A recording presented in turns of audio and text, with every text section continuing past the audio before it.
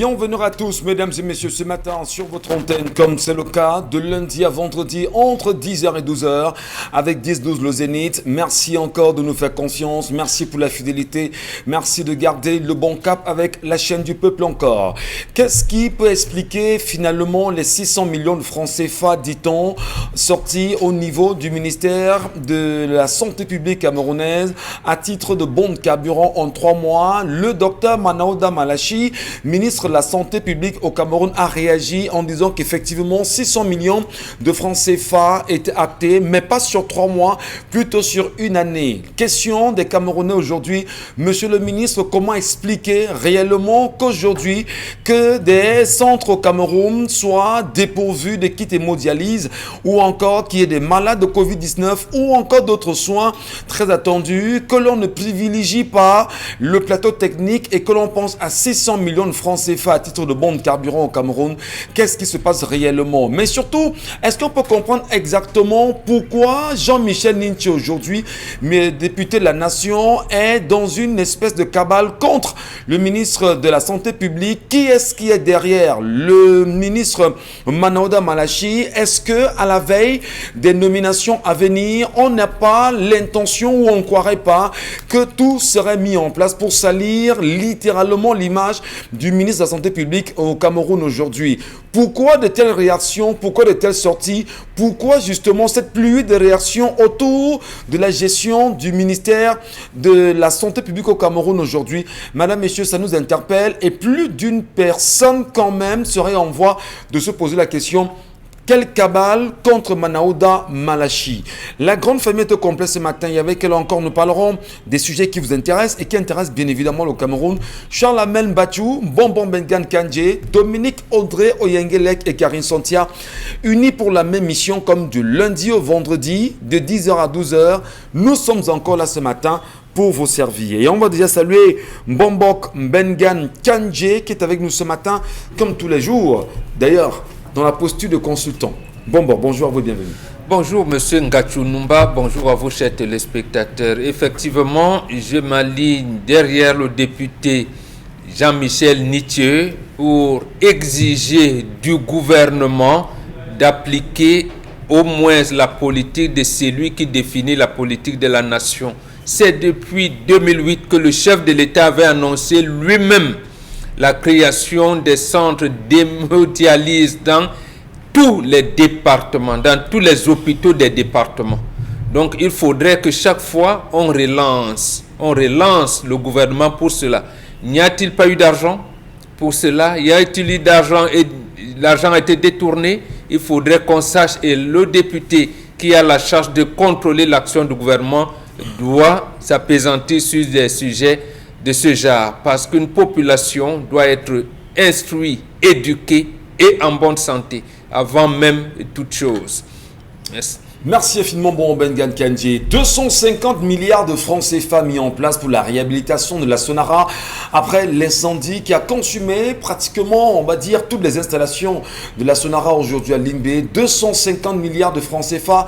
Comment comprendre le budget pour sa réhabilitation? Qui sont ceux qui vont réhabiliter? Est-ce que le cahier de charges, très attendu, mais surtout proposé par des entreprises étrangères, serait respecté? Que dire finalement de la Russie qui voudrait se réimpliquer aussi dans cette réhabilitation? Madame, messieurs, des questions évidentes à se poser autour de la réhabilitation de la Sonara à nouveau au Cameroun. Charles Amel Bachou, bonjour. Bonjour monsieur Michel Ngachou, bonjour à tous les téléspectateurs. Je pense que le ministre de la Santé a passé une très mauvaise nuit après l'affaire des 600 millions en termes de carburant. Il est allé donc jusqu'à préciser dans un tweet que c'était l'argent réservé aux ordonnateurs. 150 si je ne me trompe. Lorsqu'on calcule, cela fait 40 000 pour les différents ordonnateurs. Multipliez maintenant cet argent par le nombre de trimestres, vous vous rendez compte que en termes de carburant, le ministère de la Santé se retrouve ou va chercher dans les 1,8 milliard. C'est grave ça. Lorsqu'on sait qu'on n'a pas de kit d'hémodialyse et que nous sommes en train de franchir la barre de 30 morts de ce côté de l'extrême nord. Bref, passons. Y compris à l'Est Cameroun. Passons. Que se passe-t-il entre le secrétariat général de la présidence de la République et le ministère de l'administration territoriale? Comment comprendre que l'ensemble des recommandations qui sont faites par le secrétariat général de la présidence à l'endroit du ministère de l'administration territoriale, des recommandations, des dossiers cooptés, soient bloqués au niveau de la direction des affaires politiques? Qui est à la tête de la direction des affaires politiques au MINAT, et pourquoi certains dossiers qui nécessitent, on va dire, un traitement tout à fait particulier, parce que coté par le secrétariat général de la présidence de la République, on décide de ne pas le signer, on décide de ne pas faire. Est-ce un bras de fer entre le secrétariat et le MINAT, ou alors est-ce un coup, comme on dit, un coup bas à l'endroit du MINAT? Dans tous les cas, d'ici là, beaucoup de choses risquent de se passer. Là-bas, Yaoundé. Les nominations arrivent, vous le savez, madame, messieurs, et depuis, forcément pas de remaniement, où on va revoir le gouvernement camerounais dans les jours à venir. Une bataille est ouverte, le sérail est en mouvement, des questions sont, on va dire, en suspense, et la presse camerounaise s'en délectera assurément pendant cette période. Attention, madame, messieurs, gardez le cap sur le Cameroun, ouvrez les yeux sur ce qui va se passer dans les jours à venir. Bonjour à vous, Karine Sonsé, bienvenue. Bonjour Michel Gatchou, bonjour aux téléspectateurs. Qu'est-ce qui s'est réellement passé hier avec le communiqué signé par Paul Atangandi parlant d'une dotation spéciale du chef de l'État à l'endroit des chefs traditionnels? Comment expliquer que ce soit le chef de l'État lui-même ou encore Paul Atangandi qui aurait pris sur lui de distribuer cette dotation aux chefs traditionnels? Que dire, bien évidemment, du silence du cabinet civil aujourd'hui ou encore même de ce secrétariat général de la présidence de la République aujourd'hui? Qui est derrière cette signature? Est-ce le ministre de l'administration territoriale lui-même ou est-ce que c'est Paul Biya lui-même qui aurait demandé que cette dotation soit rangée aux côtés des chefs traditionnels, même si on sait qu'une disposition légale leur donne bien évidemment le droit d'en profiter? Bonjour à vous, Dominique Audrey-Oyengalek. Bonjour aux téléspectateurs, un bonjour au ministre de la Santé qui, lors d'une interview, a salué, a célébré la grande sagesse du président de la République grâce à qui on a pu contrôler le coronavirus en oubliant bien entendu les monseigneurs Cléda et tous les chercheurs qui ont mis sur pied des produits pour pouvoir combattre ce coronavirus-là. Et bonjour aussi au député Jean-Robert Nithieu qui... Jean-Michel Nithieu qui jusqu'ici ou d'hier s'est présenté comme le député que tous les Camerounais attendent.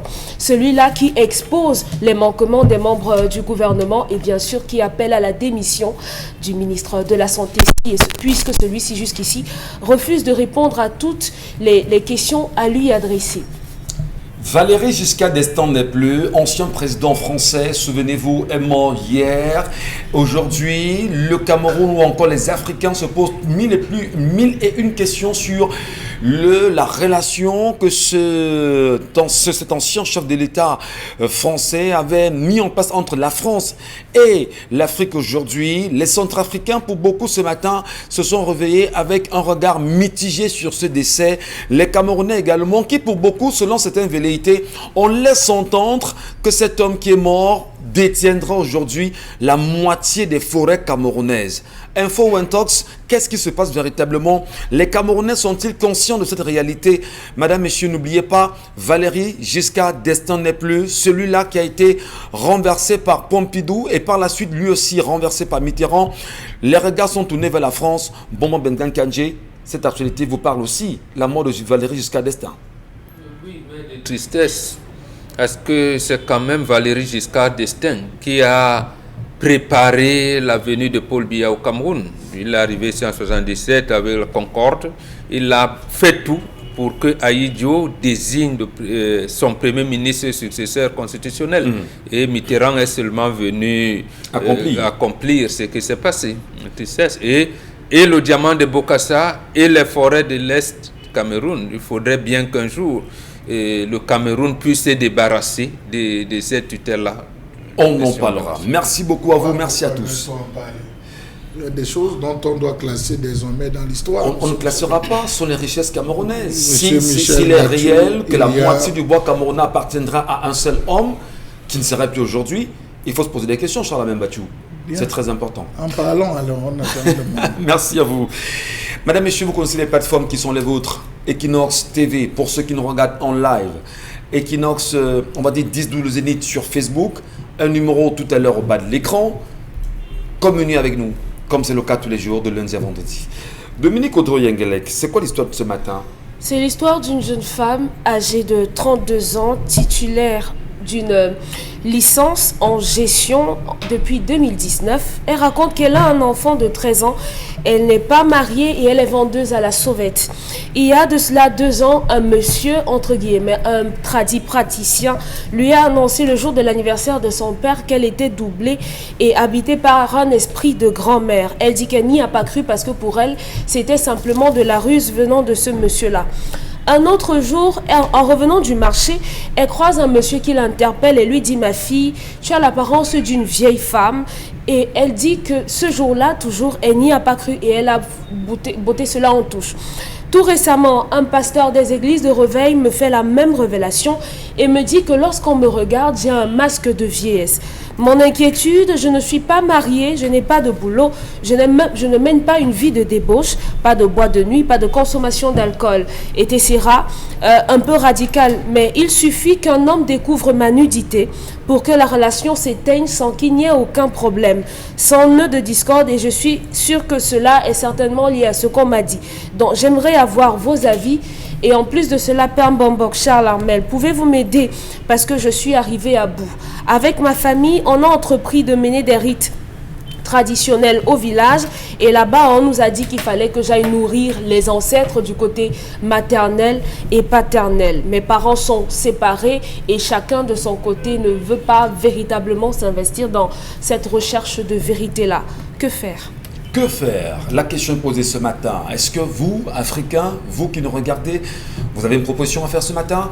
Est-ce que vous qui êtes d'ailleurs devant votre petit écran ou devant votre smartphone, vous en savez un peu plus sur ces questions? Quelle analyse vous en faites justement? Comment les résoudre? Si vous avez une solution, qu'est-ce que vous proposez à cette dame qui nous parle ce matin? La question est purement, on va dire, si on peut le dire, traditionnelle, ou encore spirituel.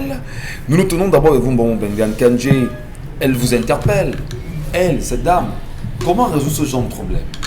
Il faut revenir à ses origines. Il ne faut pas oublier ses sources.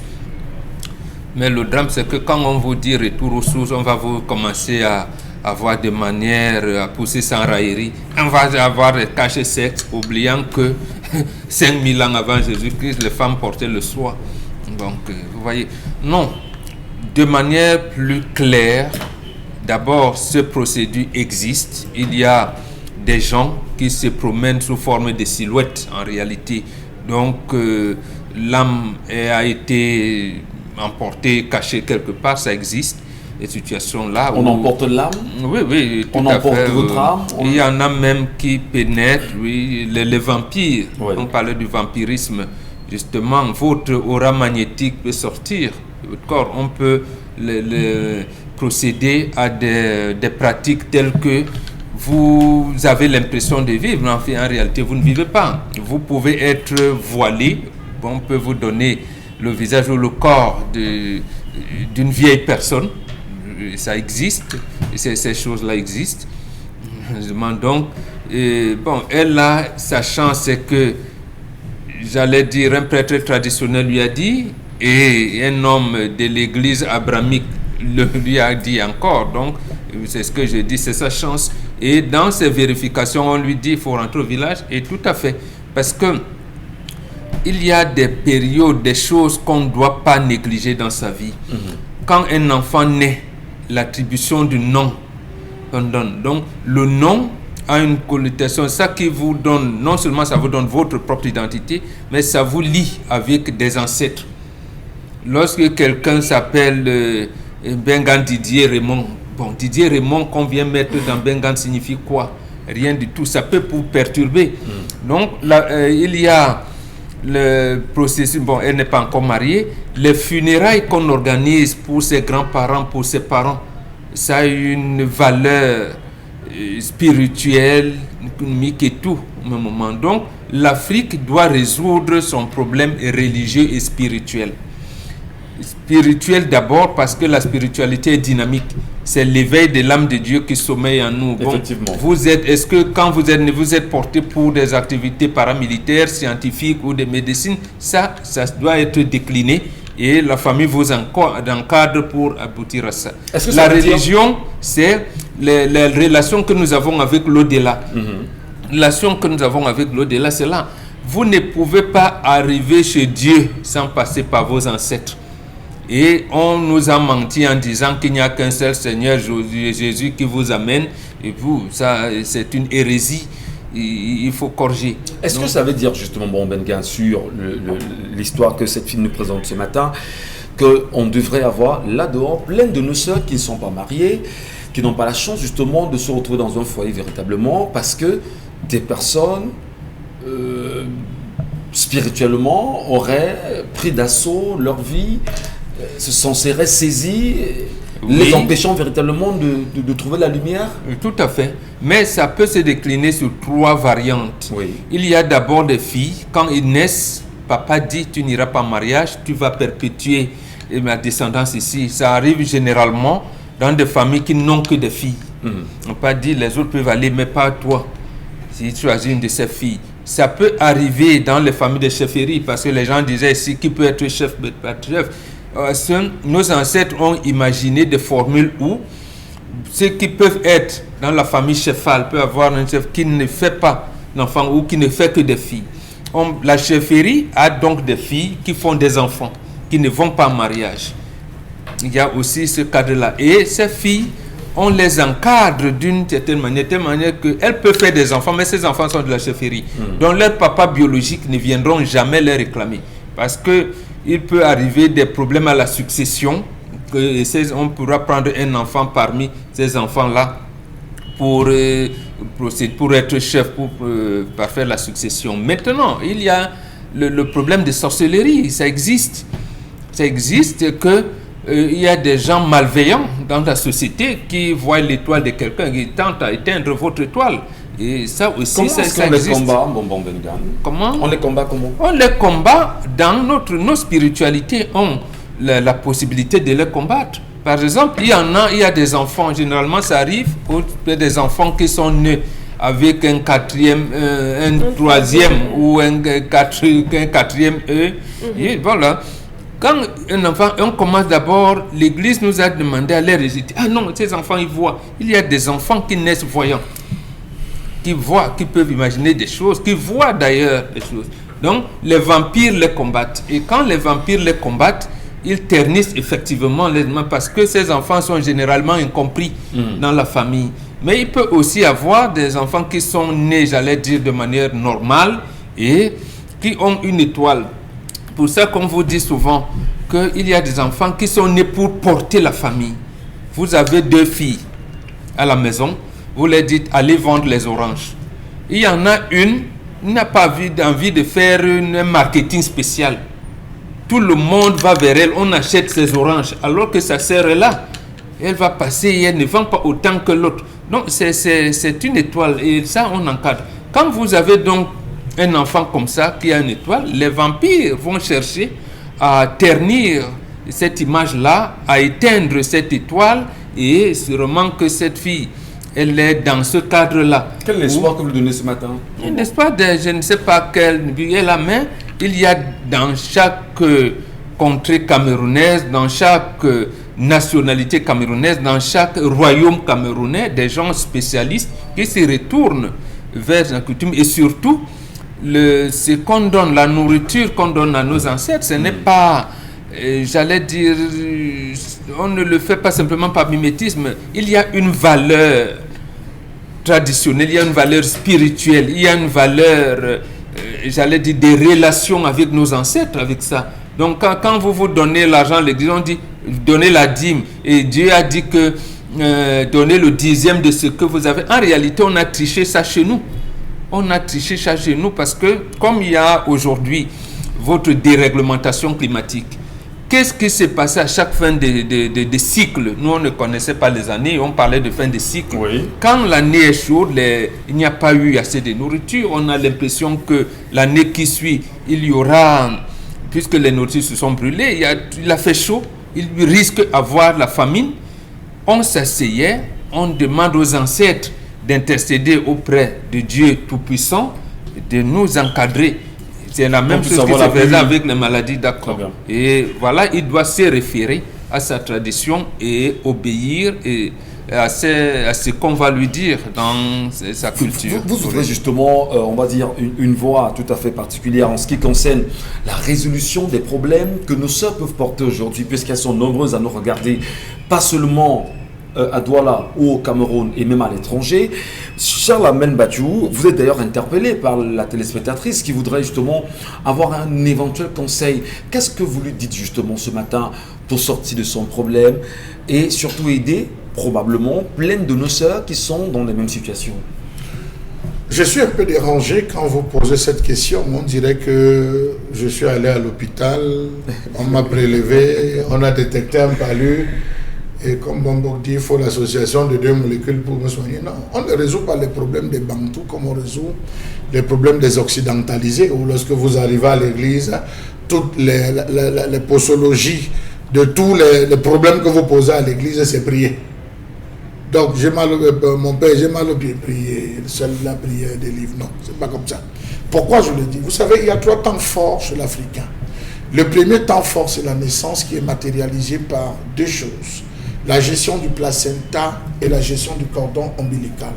Nous avons le 3e temps qui est marqué chez le jeune garçon par la circoncision, le prépuce. Où est-ce qu'on le jette? Et il y a le 3e temps chez la femme qui sont les règles, si vous voulez. Le 3e temps, les règles. Bon, nous n'allons pas arriver à ce niveau. Monsieur Michel Ngatiou, quand un enfant vient au monde, aujourd'hui chez les occidentalisés, est-ce que vous savez que dans les hôpitaux, on ne remet plus le placenta à la maman? Est-ce que vous le savez?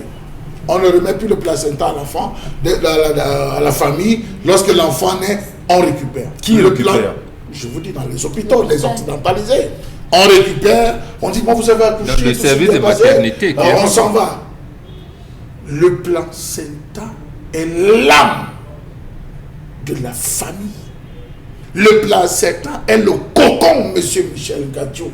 Lorsque vous laissez quelqu'un que vous ne connaissez ni d'Ève ni d'Adam partir avec le placenta, il part avec une partie de votre famille, sinon toute votre famille, parce que derrière le placenta, on fait des rituels. Certains cercles ésotériques consomment le placenta. Premier point. Deuxième point, monsieur Michel Ngatiou, vous avez le cordon ombilical. Lorsque le cordon ombilical vient à tomber après un certain nombre de jours, il y a des rituels. On rentre en terrain, on prépare la nourriture. Il y a une nourriture qu'on prépare avec le haricot, qu'on partage. Vous voyez que les occidentalisés sont morts. Je le dis aujourd'hui, ils sont morts. Il n'y a pas qu'un qui marche avec les masques qui sont comme ça. Qui marchent avec les masques comme ça, des arrière-grands-pères et tout ça sur le visage. Ça, c'est les 2 temps forts qu'il fallait expliquer. C'est très important qu'on explique parce qu'aujourd'hui, vous avez des enfants sans âme, c'est des enfants qui marchent sans esprit. Excusez, je parle, là, ne prenez pas au premier degré, ne voyez pas l'âme comme étant la constituante de la Bible. Je parle qu'ils marchent, ils sont vides. Tout ce qui est en route, qui passe, ils prennent. Bon, voilà, ils ne parviennent à n'aboutir à rien parce que cette substance, ils n'en ont pas. Vous avez donc, monsieur Michel Ngatiou, le nom. Pour donner le nom, il y a un principe de calcul. On calcule pour donner le nom. C'est des études. Le nom qu'on va donner à l'enfant, ça respecte quoi? Ça respecte. Est-ce que ça suit la lignée? Est-ce que c'est des études? Ce n'est même pas vous. Aujourd'hui, vous voyez quelqu'un, tu poses la question de savoir, ton enfant va s'appeler qui? Hey, moi, je pars dans la belle famille de mon mari, hein, je donne le nom. Le nom que vous donnez, c'est tout.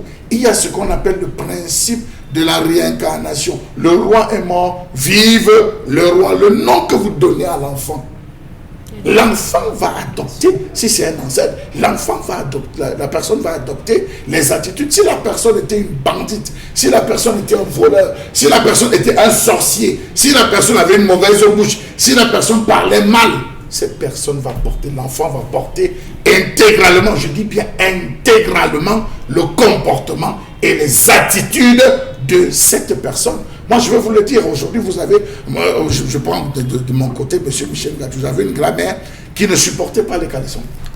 Elle ne supportait pas porter le slip, monsieur Michel Ngatiou. Et lorsqu'elle est arrivée, ça la gênait, même les affaires de soutien, ça la gênait.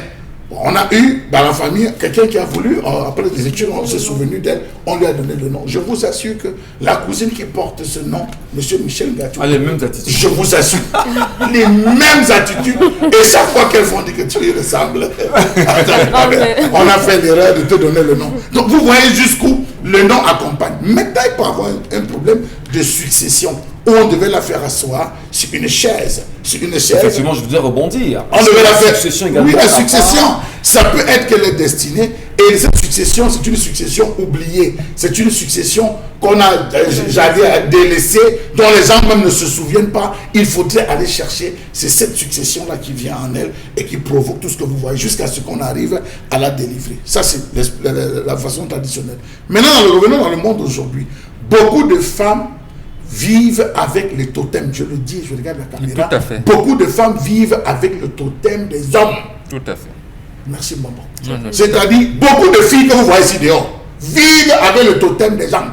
C'est-à-dire que je drague Dominique Audrey. Je cherche là, je vais déposer mon totem. Ce n'est plus le totem qu'on mettait dans les ouais, c'est le ventre de la femme est devenu l'entonnoir ou le réceptacle. Le gars vient, vous avez des rapports sexuels, je dépose. Je dépose M. Michel Ngachou. Et lorsqu'elle porte ce cadeau, je ne m'éloigne pas. Elle n'enfantera plus, elle aura des problèmes de conception. Dieu, elle aura des problèmes avec des relations sentimentales, ça ne va pas donner. Toi, il ira que de déception en déception, parce qu'elle porte quelque chose qui est nocif. La femme est le centre de la vie. Rappelez-vous des trans. Je termine, monsieur. Pas peur aux Camerounais ce matin, parce que là, lorsque vous l'expliquez, effectivement. Je parle, bon, plein de moi, monsieur. Je vous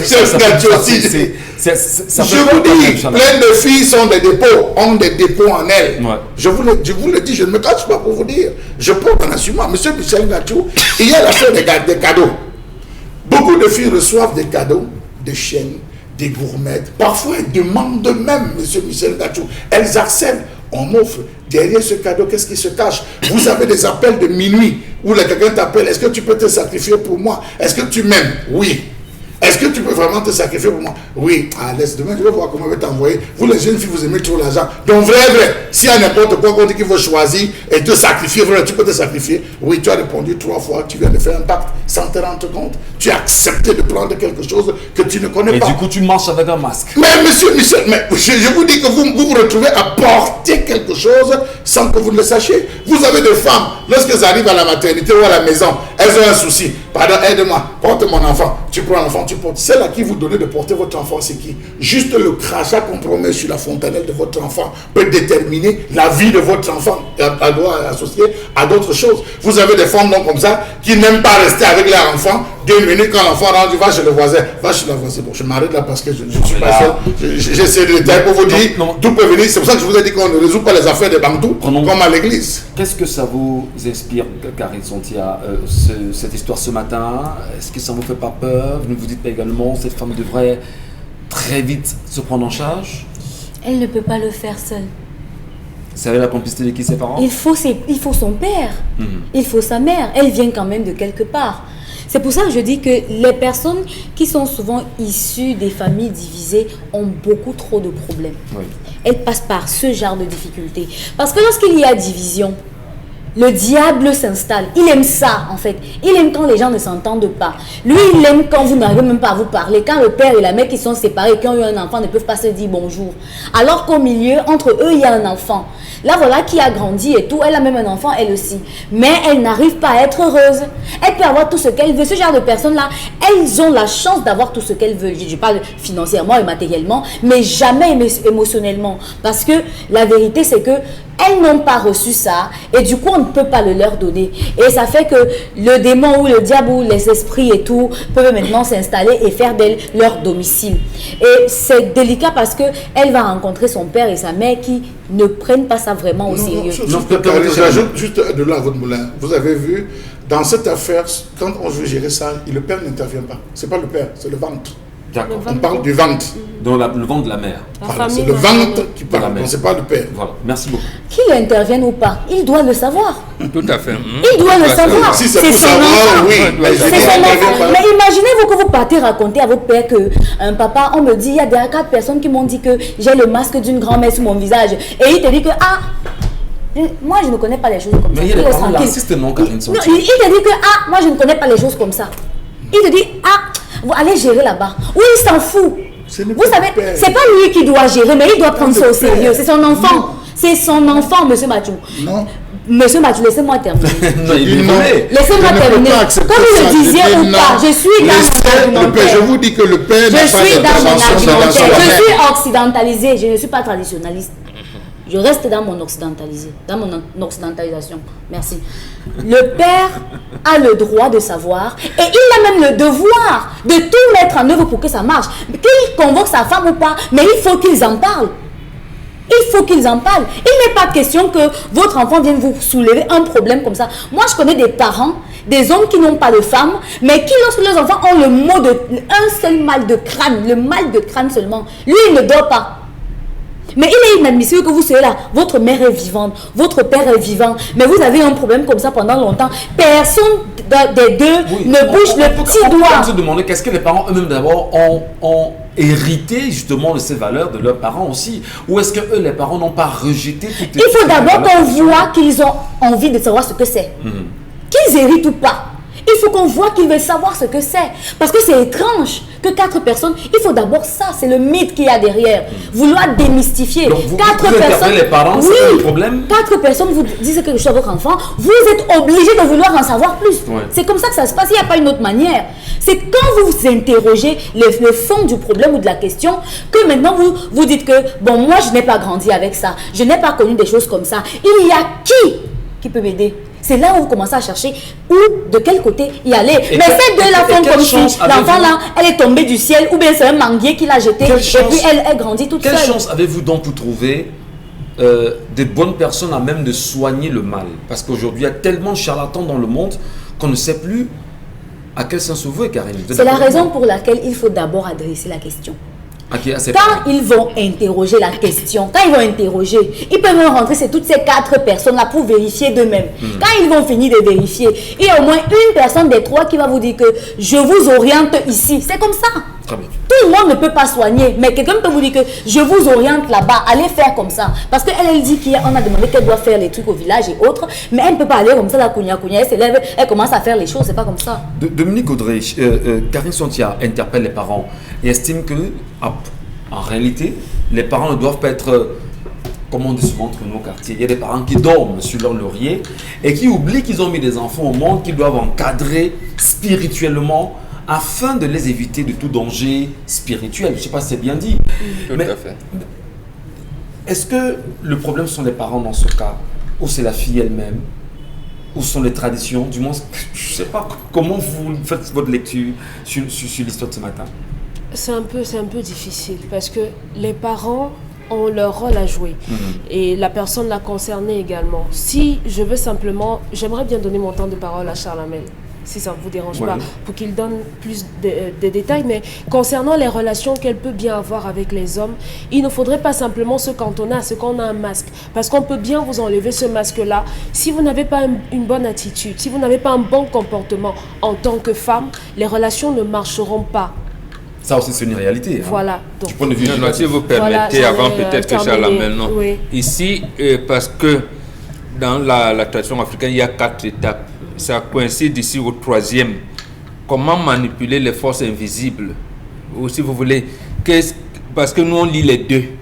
C'est quand vous avez votre identité propre que vous pouvez vous définir. C'est quand vous êtes donc masqué, en réalité, elle ne peut pas savoir qu'elle chasse les hommes. Elle peut bien tomber amoureuse d'un homme, mais à peine la relation veut être sérieuse, l'homme part. Et quand on lui dit que maman, c'est toi qui chasses les hommes, vous avez ça, elle ne sait pas. Elle ne sait pas. Donc, vous rentrez et que je dis à Charles, non, le père doit savoir. Parce que dans la famille, c'est l'enfant du père. Il doit savoir. Et maintenant, les déclinaisons, dont la recherche de la solution va donc vers du côté de maman. C'est papa qui dit à sa femme que non, vraiment ramène. Oui, et justement, c'est de la même manière, parce que quand une femme va marier, elle n'accouche pas. C'est d'abord sa famille qui va dire mais qu'est-ce qui se passe. Donc, il s'agit ici, parce que c'est le phénomène qu'elle a déduit. Mais qu'est-ce qui suffit les noumènes? Donc les phénomènes invisibles. C'est les phénomènes invisibles, les noumènes, qui expliquent les phénomènes que nous avons. On a dit. Donc il faut résoudre donc ça du côté Qui des noumens. résout ça, Momo? Non, mais il y a dans chaque, chaque tradition africaine, chaque clan, chaque société africaine a des gens spécialisés. Merci Pour beaucoup. cela, maintenant, il y a des gens qui ont une portée universelle. Comme le Mbombok, moi je peux résoudre un problème qui est prêté par un Chinois. Merci beaucoup. Je peux résoudre, même s'il vient de Kuala Lumpur, je peux résoudre un problème d'un Japonais, d'un Français, d'un Bassa, d'un Bamléké ou d'un Marocain ou d'un Béninois. Donc il y a des gens qui ont des portées universelles Et qui pour font résoudre le problème Merci. parce qu'ils portent l'humanité. Gardez, on dira le cap sur Equinox Télévision, la chaîne du peuple avec Dizou le Zénith. Tout de suite, la colère.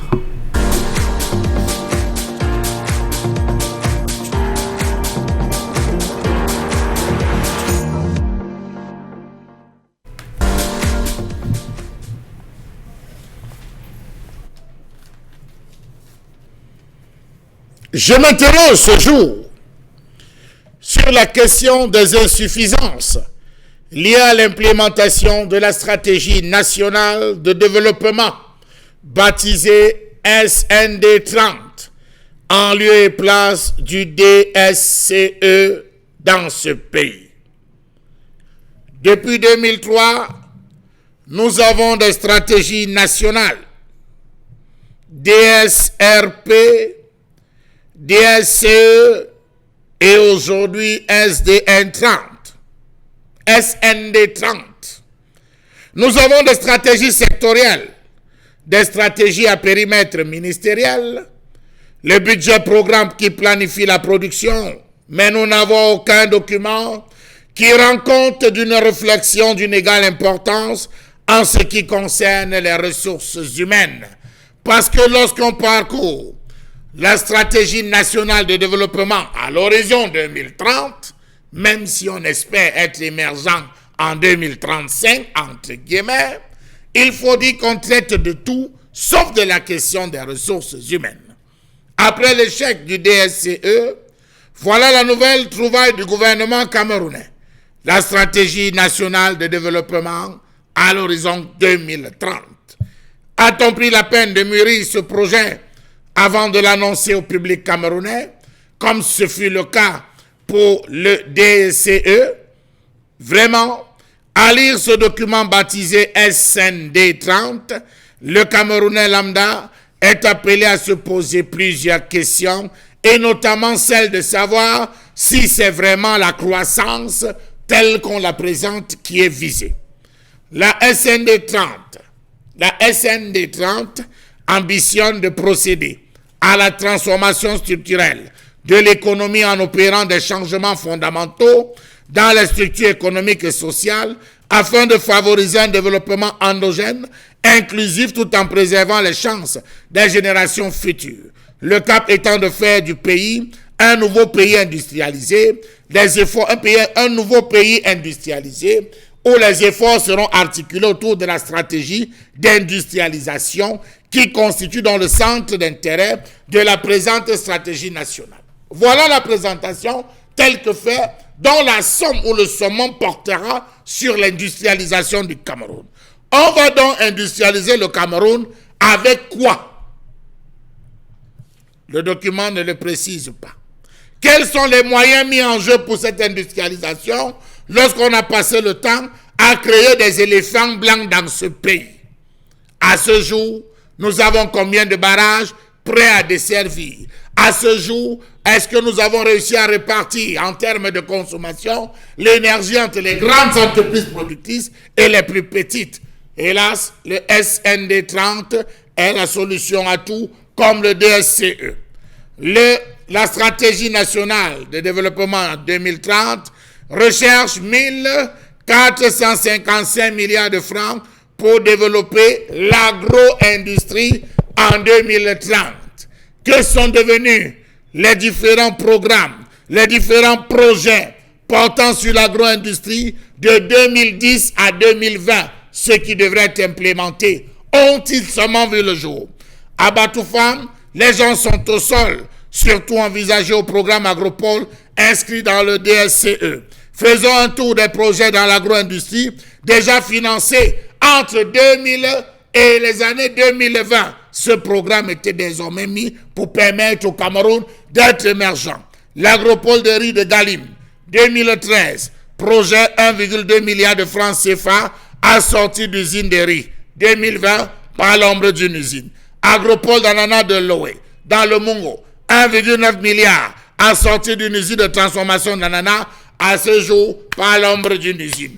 Usine de poulet de Bomono, c'était en 2012. Impossibilité plus. 1 milliard décaissé par le gouvernement, parti dans le vent. L'usine de poulet de Bafang, l'usine n'existe plus. 500 millions de francs CFA remis par le gouvernement. L'usine est fermée après 3 semaines de fonctionnement. Usine de manioc de Sangmelima, sans manioc. Le projet a coûté 2,5 milliards de francs CFA et est abandonné dans la broussaille. Usine de tracteurs de Bolova, 16 milliards de francs CFA. La suite, vous le savez. Usine de découpage de pommes, de terre de Babadjou. Pas l'ombre d'une usine. Les promoteurs roulent en 4x4. 1 milliard 800 millions injectés par le contribuable camerounais. À ce jour, zéro. Usine de mangue de Ngaoundéré, plus d'1 milliard débloqué. Plus rien. Jamais rien sur le terrain. Agropole de poulet de chair de Yabassi, dont la pose de la première pierre. 6 papins ont coûté 6 millions de francs CFA en 2014. La promotrice a récupéré ces 600 millions. On a organisé le traiteur, après plus rien. Le DSE a permis de financer quelques agropoles. Suivez mon regard. Malgré tout cela, malgré tout ceci, le pays importe pour près de 800 milliards de nourriture. Est-ce que la stratégie nationale de développement 2030 réussira là où le DSE a échoué, ou c'est une autre façon de mettre encore sur pied des éléphants blancs? Point d'interrogation. En 2009, le DSE annonçait pour 2020 la construction de 1000 km supplémentaires de voies ferrées, selon les standards internationaux. 10 ans après, en 2020, les rails ont plutôt disparu et il demande aux populations de tourner la page. Je ne parle pas de Citrafer où son DG est au champ. Pourquoi ne pas en faire une politique publique claire avec des indicateurs objectifs? Parcourez le SND 30 et vous m'en direz. Dites-moi comment comprendre que la mesure ou la mise en œuvre de la présente stratégie nationale de développement ne modifie pas la structure des ministères, aussi bien au plan du nombre que de leur structuration interne. De quelle croissance parle-t-on si la mécanique d'organisation reste administrative? Comment imaginer que la décentralisation accélérée avec la mise en place des régions n'occasionne pas une reconfiguration structurelle de ces gouffres à sous que sont les ministères? La stratégie nationale de développement 2030 tournera sur 3 cibles primordiales, à savoir la mise en place des conditions favorables à la croissance économique et l'accumulation de la richesse nationale. La deuxième cible, améliorer les conditions de vie des populations et leur accès aux services sociaux de base. La troisième cible a pour objectif d'améliorer la gouvernance pour renforcer la performance de l'action publique afin d'atteindre les objectifs de développement. À côté de cela, on a la NIF, la CONAC, le TCS. Qu'ont-ils produit? Point d'interrogation. Comment comprendre que cette stratégie nationale de développement est manquée? Plusieurs points, notamment la place des ressources humaines, la question des inégalités, la préoccupation de la configuration structurelle et l'épineux problème de la question du suivi-évaluation.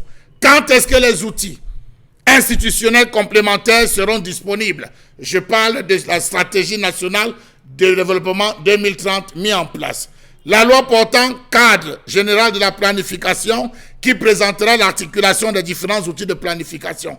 Elle n'a pas encore vu le jour. Le Conseil national de planification et d'aménagement du territoire. Le Comité national de suivi et évaluation de la mise en œuvre de la stratégie. Le plan de communication. Tout cela n'existe pas. Autre grosse incongruité. On parle d'une stratégie sur 10 ans, de 2020 à 2030. Les usines seront conçues quand? Avec quel temps? Rappelons-nous des barrages de Menvele et de Mekine. À l'horizon 2030, est-ce que cela existera? Pourtant, la stratégie présentée prévoit entre autres plusieurs études. Des études de faisabilité des plans, des études de programme, les projets phares, ainsi que les réformes préidentifiées. Ces exercices exigeront des efforts de budgétisation conséquents au cours des trois premières années de mise en œuvre de la stratégie. Là, nous serons rendus à 2023. Il restera 7 ans pour réaliser avec efficacité tous ces projets Et la gestion de ce temps, comme on connaît le Cameroun, nous amènera certainement vers Matousalem. Fait étrange, il a demandé à ceux qui ont exécuté les tâches de venir les évaluer, créant de fait un manque d'objectivité, de pertinence, mieux de crédibilité quant à la qualité de l'information. Savez-vous que le Conseil national de planification et d'aménagement du territoire présente déjà les symptômes de l'échec de par sa constitution? Et c'est là où je m'arrête. Le Conseil national de planification et d'aménagement du territoire, l'organe central sur lequel reposera la stratégie nationale de développement 2030, excusez-moi, c'est difficile à prononcer, est constitué de tous les ministres, d'un comité regroupant tous les secrétaires généraux des ministres, d'un comité regroupant tous les secrétaires sectoriels dédiés aux stratégies sectorielles et les cadres des ministères en charge de la planification. Où sont les techniciens dedans? Colère de ce matin. Les Camerounais comprennent-ils justement, est-ce que les Camerounais comprennent le français qui a été dit ce matin? Peut-être, on va le dire terre à terre. Est-ce que les Camerounais, lorsqu'on fait la colère, tentent d'ouvrir l'oreille pour comprendre le problème posé ou les problèmes posés? Charles Amemba, tu essaies justement ce matin de vous faire savoir qu'il y a eu ce qu'on a appelé le document de stratégie pour la croissance et l'emploi du Cameroun, qui a connu on a eu tout un ramdam autour, mais qui, il faut le dire, a échoué littéralement. Il y a eu également un document stratégique mis en place pour lutter contre la pauvreté. Aujourd'hui, on ne vous dit rien à vous Camerounais de ce qu'il en est de ce document aujourd'hui, et on sait qu'il y a un échec. Il y a eu bien avant le DSRP, document de stratégie pour la réduction de la pauvreté. Voilà. Avant le DSE. Voilà. Ça a encore échoué. Effectivement, tous ces documents mis en place qui sont des échecs aujourd'hui. Et on vient vous parler justement aujourd'hui de ce qu'on appelle la stratégie nationale de développement. Est-ce que vous comprenez ce que ça veut dire? Est-ce que vous êtes au cœur même? Est-ce que en 10 années, on a tout ceci? En quoi est-ce que finalement le Cameroun a marché? Tout ce qu'on propose aux Camerounais, quand est-ce que ça marche? Est-ce que les Camerounais comprennent le fond? Parce qu'à un moment donné, on se dit, lorsqu'il y a colère, parce que c'est nous-mêmes en colère sur le plateau, il faudrait que vous compreniez exactement ce vers quoi nous rimons. Et je vous renvoie à la question, Karim, parce que la colère est tellement forte qu'on se demande pourquoi l'État du Cameroun fait ça aux Camerounais. Je pose la question trivialement, pourquoi on fait ça aux Camerounais? Parce que les projets sont basés sur les détournements de fonds. Le but, c'est d'avoir un nombre important de fonds à se partager. Parce qu'il n'est pas question que dans un pays où on fait des projets à faire sur 10 ans, à la première phase, on commence à changer le nom. Vous n'avez pas encore fini la première phase, vous changez déjà le nom du projet pour faire la même chose en fait. Parce que finalement, le tout, c'est d'apporter de la croissance. Mais qu'est-ce que ça donne? Parce que le DSCE, le document de stratégie pour la croissance, a été adopté en 2009. Et la première phase allait quitter de 2010 à 2019. Le but était l'accélération de la croissance économique. Sauf que la deuxième phase allait être de 2020 à 2027 et le but c'était l'accession au statut de pays à revenus intermédiaires de la tranche haute. C'est-à-dire qu'on allait plus compter sur les vendeurs à la sauvette et autres, on allait plutôt compter sur l'agriculture, l'extraction des mines, la répartition moins inégalitaire des revenus. Ça allait faire que, avec les régionales par exemple, on allait avoir des moyens plus propices pour dispatcher les revenus dans chaque région. La troisième phase allait de 2028 à 2035 et le pays allait être industrialisé. Mais tel qu'on est parti, quand vous voyez le processus ou encore le chemin qu'on a pris, vous vous trouvez bien fermé lorsque vous voulez parler d'industrialisation parce que vous ne voyez aucun projet d'industrialisation qui est né. On a eu l'usine de poulet qui n'est pas née. On a eu Yabassi avec l'aquaculture qui n'est pas née. Jusqu'aujourd'hui, c'est les individuels et les privés qui lancent ces projets à se poser encore la question sur le financement. Il faut comprendre que de manière progressive, on allait avoir quitté de 20 à 30% sur la part de l'investissement public dans les dépenses totales de l'État à 2020. Donc, en cette année, l'État allait quand même réduire 30% sur l'investissement public de l'État pour aller alloués à ces différents projets prévus par le document de stratégie pour la croissance et l'emploi. Et il fallait affecter les ressources de manière massive aux grands projets d'investissement public afin de trancher le saupoudrage généralisé des investissements. C'est-à-dire que quand on fait un investissement, les gens réussissent quand même à grignoter un peu et ça ne donne pas finalement ce qu'il faut donner. On a par exemple l'usine de fabrication des voitures de Kribi qui n'est jamais née justement parce qu'on fait des projets mais on n'a pas suffisamment prévu comment est-ce qu'il sera réalisé, où est-ce qu'on va prendre les intrants, comment est-ce qu'il sera financé. Le gouvernement manque les Camerounais. Bien sûr. Hein? Donc c'est la position du gouvernement aujourd'hui.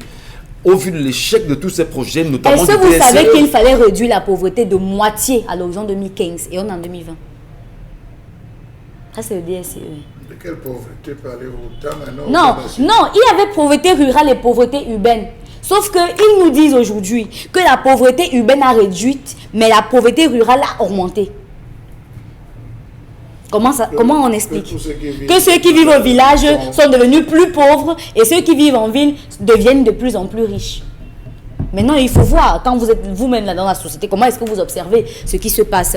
L'échec, selon le ministre de l'économie, de la planification et de l'aménagement du territoire... Il est attendu sur ces il nous a expliqué... C'est lui qui nous parle du SND aujourd'hui. Hein, oui, il nous dit que l'échec du DSE est sujet notamment à la crise, à la guerre contre Boko Haram, à la crise dans le nord-ouest et le sud-ouest, à la chute du prix du pétrole et aux exactions des rebelles Séléka à l'est. Gouverner, c'est prévoir. Voilà comment est-ce qu'on explique. Et pourtant, on sait très bien qu'après la première phase, il était question d'atteindre 5,5% du taux de croissance moyenne selon la planification. Sauf qu'aujourd'hui, on est à 4,5%. On n'a pas atteint 5,5%. Comment est-ce qu'on va faire pour les 10 prochaines années qui arrivent? Parce que le prochain projet, ça commence en 2020 et ça doit terminer jusqu'en 2028. Comment est-ce que ça va se passer? Comment est-ce qu'on va planifier? Parce que lorsque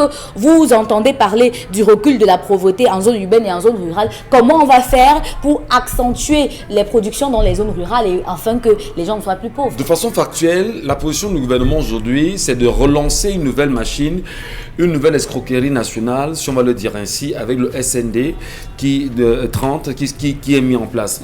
On va vous dire que vous êtes peut-être trop méchant de dire ce qui ne marche pas. Le DSE n'a pas marché et on se demande pourquoi en sommes-nous là aujourd'hui. Trop d'échecs quand même, et on parlerait, Charles tout à l'heure parlait d'éléphants blancs, avec ces nombreuses entreprises qui ont été initiées par l'État du Cameroun et qui n'ont pas vu le jour aujourd'hui. On va en parler, mesdames et messieurs, avec vous tout à l'heure. On tentera également, en compagnie de Dominique Audrey, justement, de comprendre aujourd'hui quel est le bilan réel de ce DSE.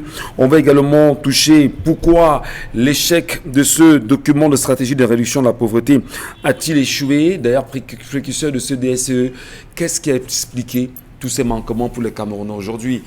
Le Cameroun vous appartient-il ou pas? On en reparle.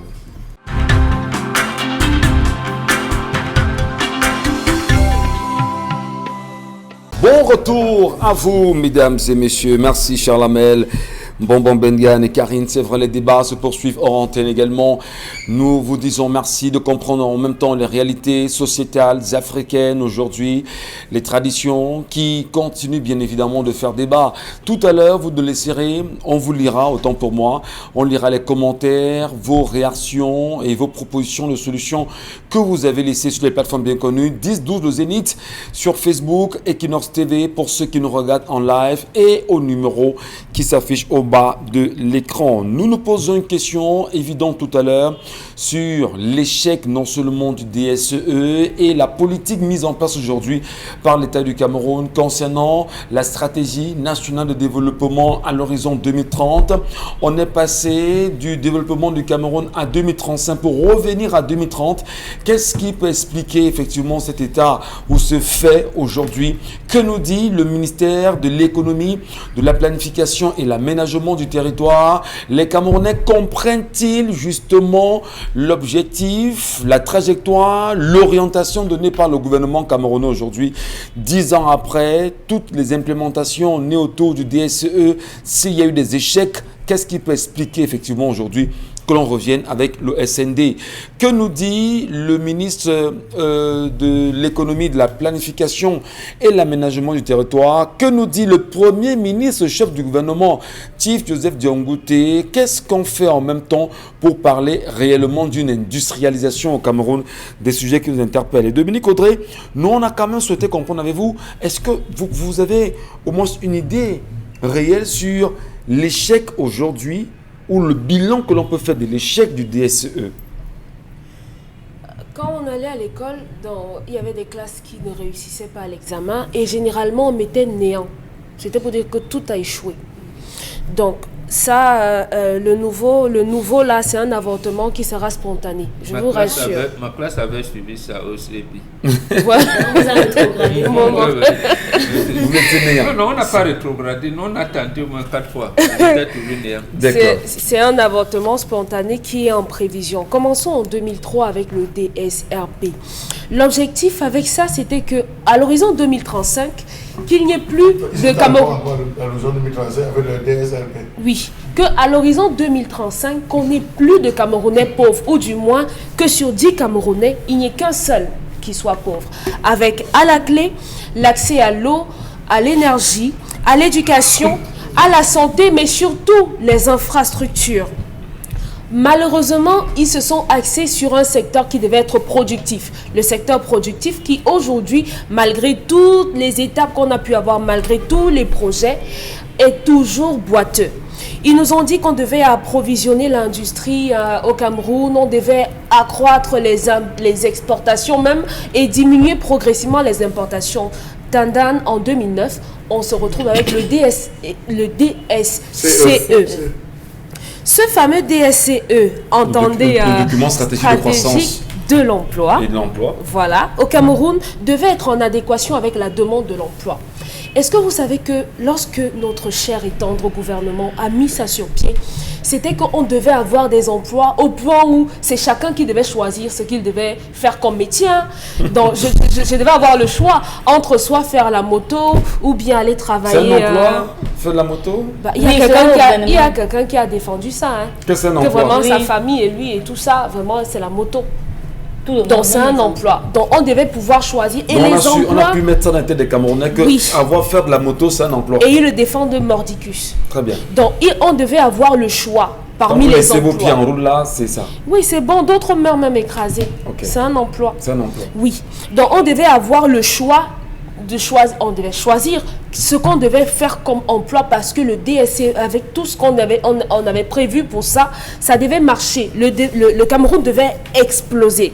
On devait voir aussi l'explosion des PME et des PMI. Et à travers ça, on devait faciliter les procédures. On devait faciliter pour ceux qui n'avaient pas de financement, leur permettre d'avoir l'accession à certains aux prêts et tout ça. Mais je me souviens qu'il y a quelques temps, je crois l'année dernière, en 2019, vers la fin du projet, il y a quelqu'un qui voulait ouvrir une usine de chaussures ici, je crois, c'était Sawa. Oui, Sawa, oui. Où est-ce que ça se trouve? En Éthiopie. En Éthiopie, aux grandes dames du Cameroun qui étaient censées accompagner les PME. À côté de ça, on nous a dit qu'il devait avoir des programmes spécifiques pour les femmes, les handicapés, les pauvres et également les minorités autochtones, on dit quoi? Les minorités autochtones, oui, voilà, les minorités autochtones. Lorsque vous regardez notre pays depuis de 2009 à 2020, qu'est-ce que vous avez vu? Soit 11 ans. Oui, soit 11 ans. Qu'est-ce qu'on a fait? Qu'est-ce que le DSCE a fait pour les minorités?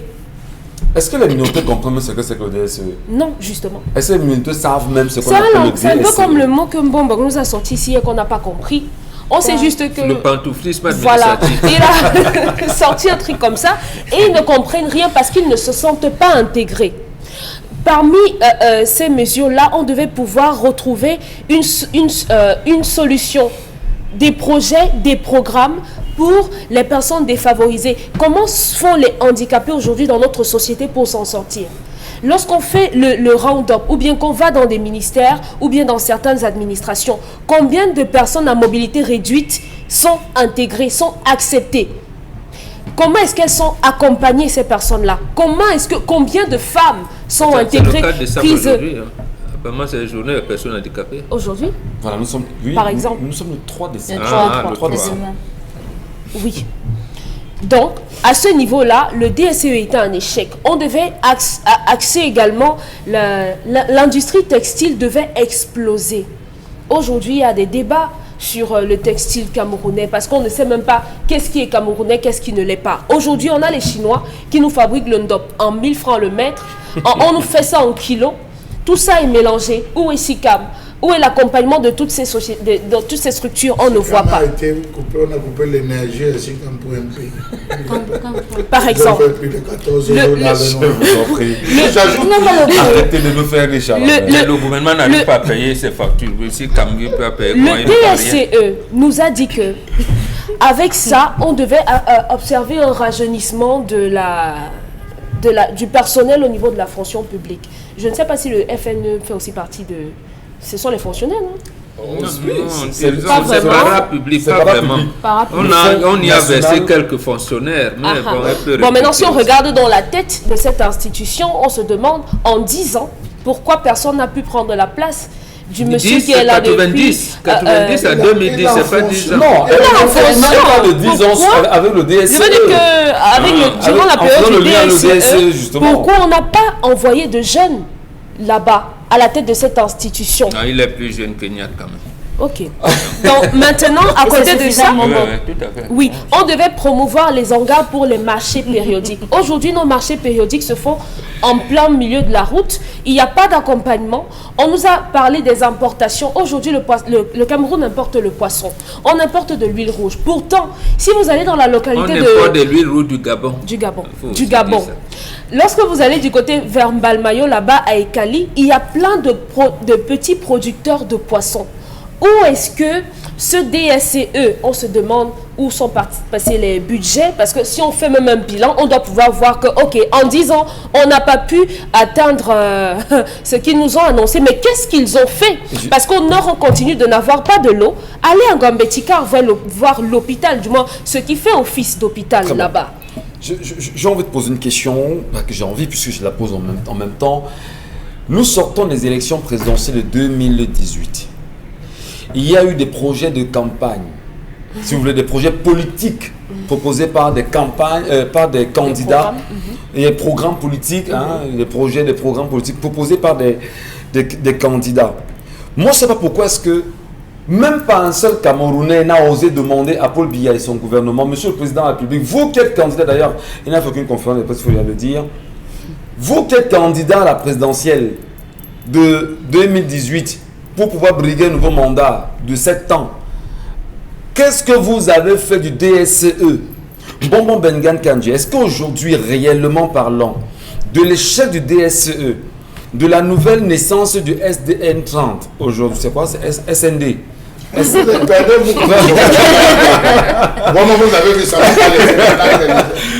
SND 30. Voilà, SND 30 justement. Est-ce que les Camerounais aujourd'hui ne peuvent pas se lever véritablement, dire au gouvernement camerounais, réellement vous êtes des menteurs, des voleurs parce que vous ne faites rien pour pouvoir rassurer les Camerounais quant à vos nombreux projets aujourd'hui? Qu'est-ce qui empêche les Camerounais de s'exprimer pareillement? Non, parce qu'ils connaissent la réponse. Ce sera laquelle? La réponse c'est que ce que le renouveau pouvait faire, il a fait. Ce qui reste à faire, il ne peut plus faire. Le Cameroun connaît ça. Donc, on pose la question, mais on ne pose pas de questions, les réponses. Donc, quand vous demandez aux Camerounais de poser la question, alors qu'ils connaissent la réponse, c'est leur demander de poser la réponse. Comment ils vont poser la réponse? Est-ce qu'on propose un projet même que le DSE? Non, le Cameroun sait, les Camerounais savent, y compris ceux du Sérail, que ça nous a dépassé. Ou alors ça a dépassé le gouvernement. C'est le gouvernement qui est le bras armé de l'État. Il doit apporter des solutions aux problèmes des citoyens. Il ne peut pas. Ça, c'est connu. Moi, je n'ai pas fait l'école comme Dominique Audrey, mais je vais vous prendre des clichés pour qu'on comprenne. Très bien. Le premier cliché, c'est quelqu'un qui est allé à l'école comme vous et qui dirige le patronat camerounais. Tawamba, Célestin, lors de la 10e édition du Cameroun Business Forum, qui s'est tenu ici à Douala le lundi 18 mars 2019, il a dit exactement ceci. Pour montrer, parce que Chalamel a dit pourquoi ça a échoué. Vous avez posé la question aussi. je le cite, le taux d'investissement est projeté dans le DSCE à 23% en 2020, puis 30% en 2025. Or, il stagne depuis 2015 autour de 22%. Le Cameroun a donc du mal à attirer les investisseurs privés.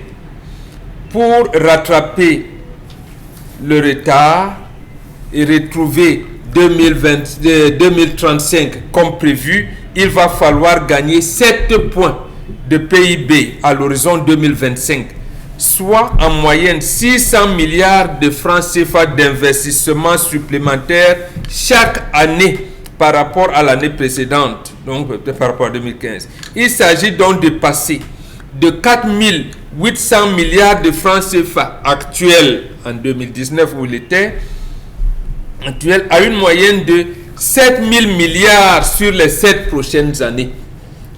Fin de citation. Donc, il n'a pas pu. Et ce qu'il n'a pas dit et qui transparaissait dans son discours, c'est quoi? Quand il dit que le Cameroun ne peut pas mobiliser l'investissement privé, et qu'il n'a pas dit, qui paraît, c'est quoi?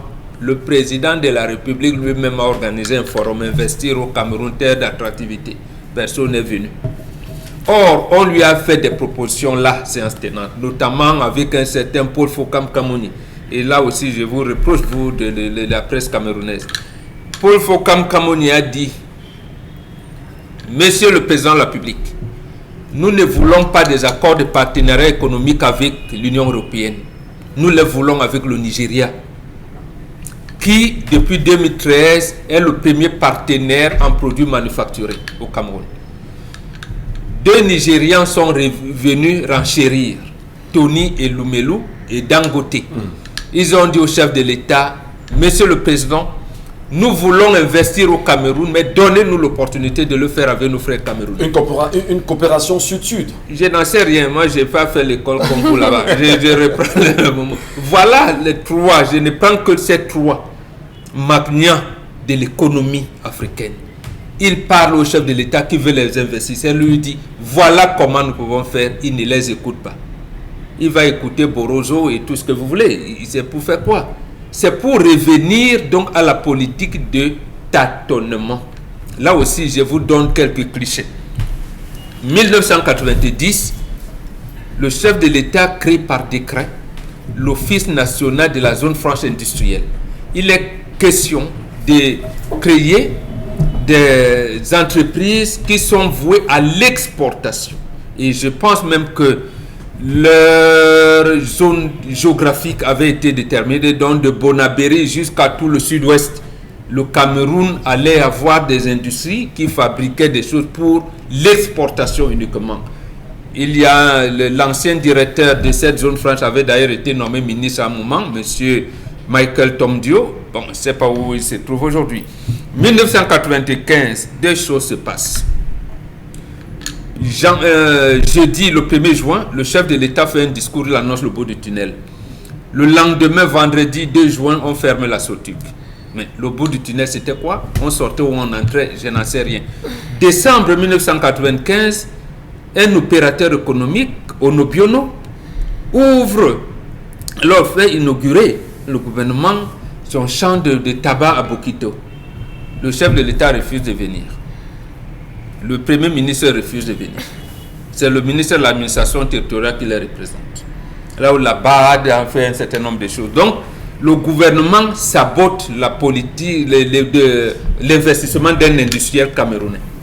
Et vous comprenez ça comment? Est-ce que c'est pas à cause du mapartisme? Je ne sais pas à cause de quoi ou pas, mais il l'a saboté. Nous sommes en 2020. Il y a un jeune Camerounais qui pense qu'il peut faire des produits. Je parle de néo-industrie. Aujourd'hui, il me semble que le Cameroun, le gouvernement camerounais a piégé ce jeune homme d'affaires. On veut lui faire la même chose qu'au Obiono.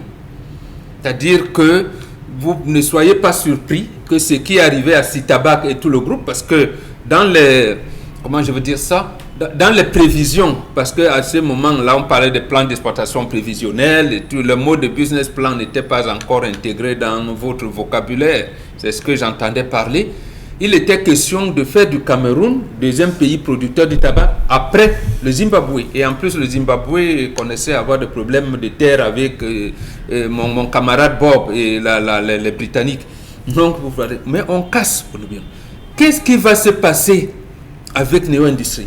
Donc, je peux poser la question autrement. On attend même les États-Unis, avec Neo Industries aujourd'hui. Même les États-Unis qui sont un pays ultra libéral. Quand vous, Ngachu Numba, vous avez votre entreprise, vous employez les Américains et que on imagine que vous pouvez être en banqueroute, l'État américain vous donne l'argent et vous encadre. Or, vous êtes privé. Dans notre pays, ce n'est pas le cas. Donc, voilà, je pense ces clichés-là pour vous dire que parler de politique d'industrialisation, c'est faux. Et c'est faux, ça n'ira nulle part parce qu'on a confié l'énergie camerounaise entre les mains des privés, qui plus est des privés étrangers. Ils ont les retours d'investissement. Quand ils vont vous dire, ah, nous, on a mis 10 francs à la Sonnelle, on veut recruter 100 francs, vous étiez d'accord. Mais pourquoi vous nous empêchez de... À l'UQAM a subi ces mêmes choses. Rio Tinto Alcan est parti. Donc, laissons ces choses, c'est le truc de tâtonnement et tout le monde sait que même ça, votre DD, quoi, vous avez... Le DSE. Le SND, votre SN2 2020 va échouer. Voilà. Est-ce que Charles Lamel nous amène dans des choses qui vont... Oui, ça nous fait réfléchir, c'est même énervant à la limite pratiquement parce que Charles Lamel, vous réussissez toujours à mettre les Camerounais en colère avec vos sujets. C'est vrai, c'est la colère, mais à un moment donné, au sorti de l'émission, nous entrons ici très joyeux et nous ressortons toujours en colère parce que ces sujets de colère nous mettent véritablement en colère. L'objectif en fait pour nous Camerounais, c'est de vous dire, madame, messieurs, que vous devez connaître la vérité. Et comme disent les chrétiens, vous connaîtrez la vérité et la vérité vous affranchira. Mais ils appuient. La foi sans œuvre est vaine. Donc il faut laisser l'action. Voilà. Donc même chez eux, c'est pas Jésus qui fait une assemblée des anges. L'action pour les Camerounais, pour qu'on puisse ensemble délivrer le Cameroun de tout ce qui l'empêche de grandir aujourd'hui. Alors, Charles Lamel Bachou, vraiment peut-être pour en sortir, est-ce que c'est pas de l'enfumage qu'on nous sert au quotidien? Ça dépend. Il y a l'enfumage pour chasser le rat, il y a l'enfumage pour avoir le charbon, ça dépend. Est-ce qu'on n'enfume pas les Camerounais avec ces nombreux documents, avec ces nombreux projets? Et bon, tout à l'heure, peut-être pour finir, faisait le lien avec Neo Industries, dont on tensera aujourd'hui d'éléphants blancs, parce qu'on estime que Neo Industries manque de matières premières pour pouvoir transformer véritablement le cacao. Donc c'était dans cette usine aujourd'hui. Non, votre terme les femmes blancs là, parce qu'on pouvait dire que nos bio n'a non, c'est pas je n'aime pas. Il faut dire les choses comme elles sont. C'est pas. Les gouvernements camerounais ne veulent pas qu'il y ait des opérateurs économiques dans son pays. C'est tout. Merci beaucoup. Donc, un exemple. On a inauguré en grande pompe aux alentours de Ron-Paulin une pharmaceutique où on devait fabriquer les médicaments. Génériques, oui, les génériques. Voilà. C'est une femme à quel niveau? Merci beaucoup. Je vous pose la question, Saron Poulet, c'est une femme à quel niveau? Vous savez comment on a inauguré cela? Mais attendez, vous ne parlez que de ça, pourtant on a la pose de la première pierre d'un poulailler à Bomono. Oui. Voilà. 600 millions de francs pour 6 parpaings. 6 parpaings. Voilà, c'est au Cameroun. Un traiteur de presque 15 millions, M. Michel. Traiteur de 15 millions. Des vins de près de 10 millions. Et même pas des chapiteaux climatisés. Non, il faut voir ça. Le Cameroun est bien à vivre. Tout le monde vit bien. Monsieur Michel, nous sommes en 2020 lorsqu'on met sur pied la SND 30. Stratégie nationale de développement à l'horizon 2030. En 10 ans, on a conçu le barrage de Menvela avec plusieurs avenants, mais qui plusieurs avenants à 10 ans. Le stade. Vous croyez déjà que les délais 10 ans. Le stade. Mais qui va terminer déjà. En 10 ans, monsieur Michel Gachou, vous allez atteindre cela. Vous voulez rêver. Première chose. On est en 2020. Donc, et c'est l'horizon 2030. Quand tu mets le doigt dans l'œil, c'est ça? On aura encore 5 ans pour être... Voilà. Il y a 4 points importants qui ne sont... J'ai pris la peine de lire déjà. Premièrement, quand on met sur pied un pareil document, je m'attendais à ce que les élus de la nation cherchent à prendre la version PDF, c'est-à-dire numérique, pour pouvoir lire ce que prévoit le document de stratégie nationale de développement 2030. Ils l'ont pas fait. Il y a 4 points. La place des ressources humaines, M. Michel Gachou. On n'a pas développé la question. Au Cameroun, tout projet ne prend jamais compte du facteur ressources humaines. Je vais vous étonner tout à l'heure. La question des inégalités. En 10 ans, les inégalités se sont extrêmement creusées au Cameroun. Souffrez que je parle trivialement. Les plus pauvres sont devenus encore plus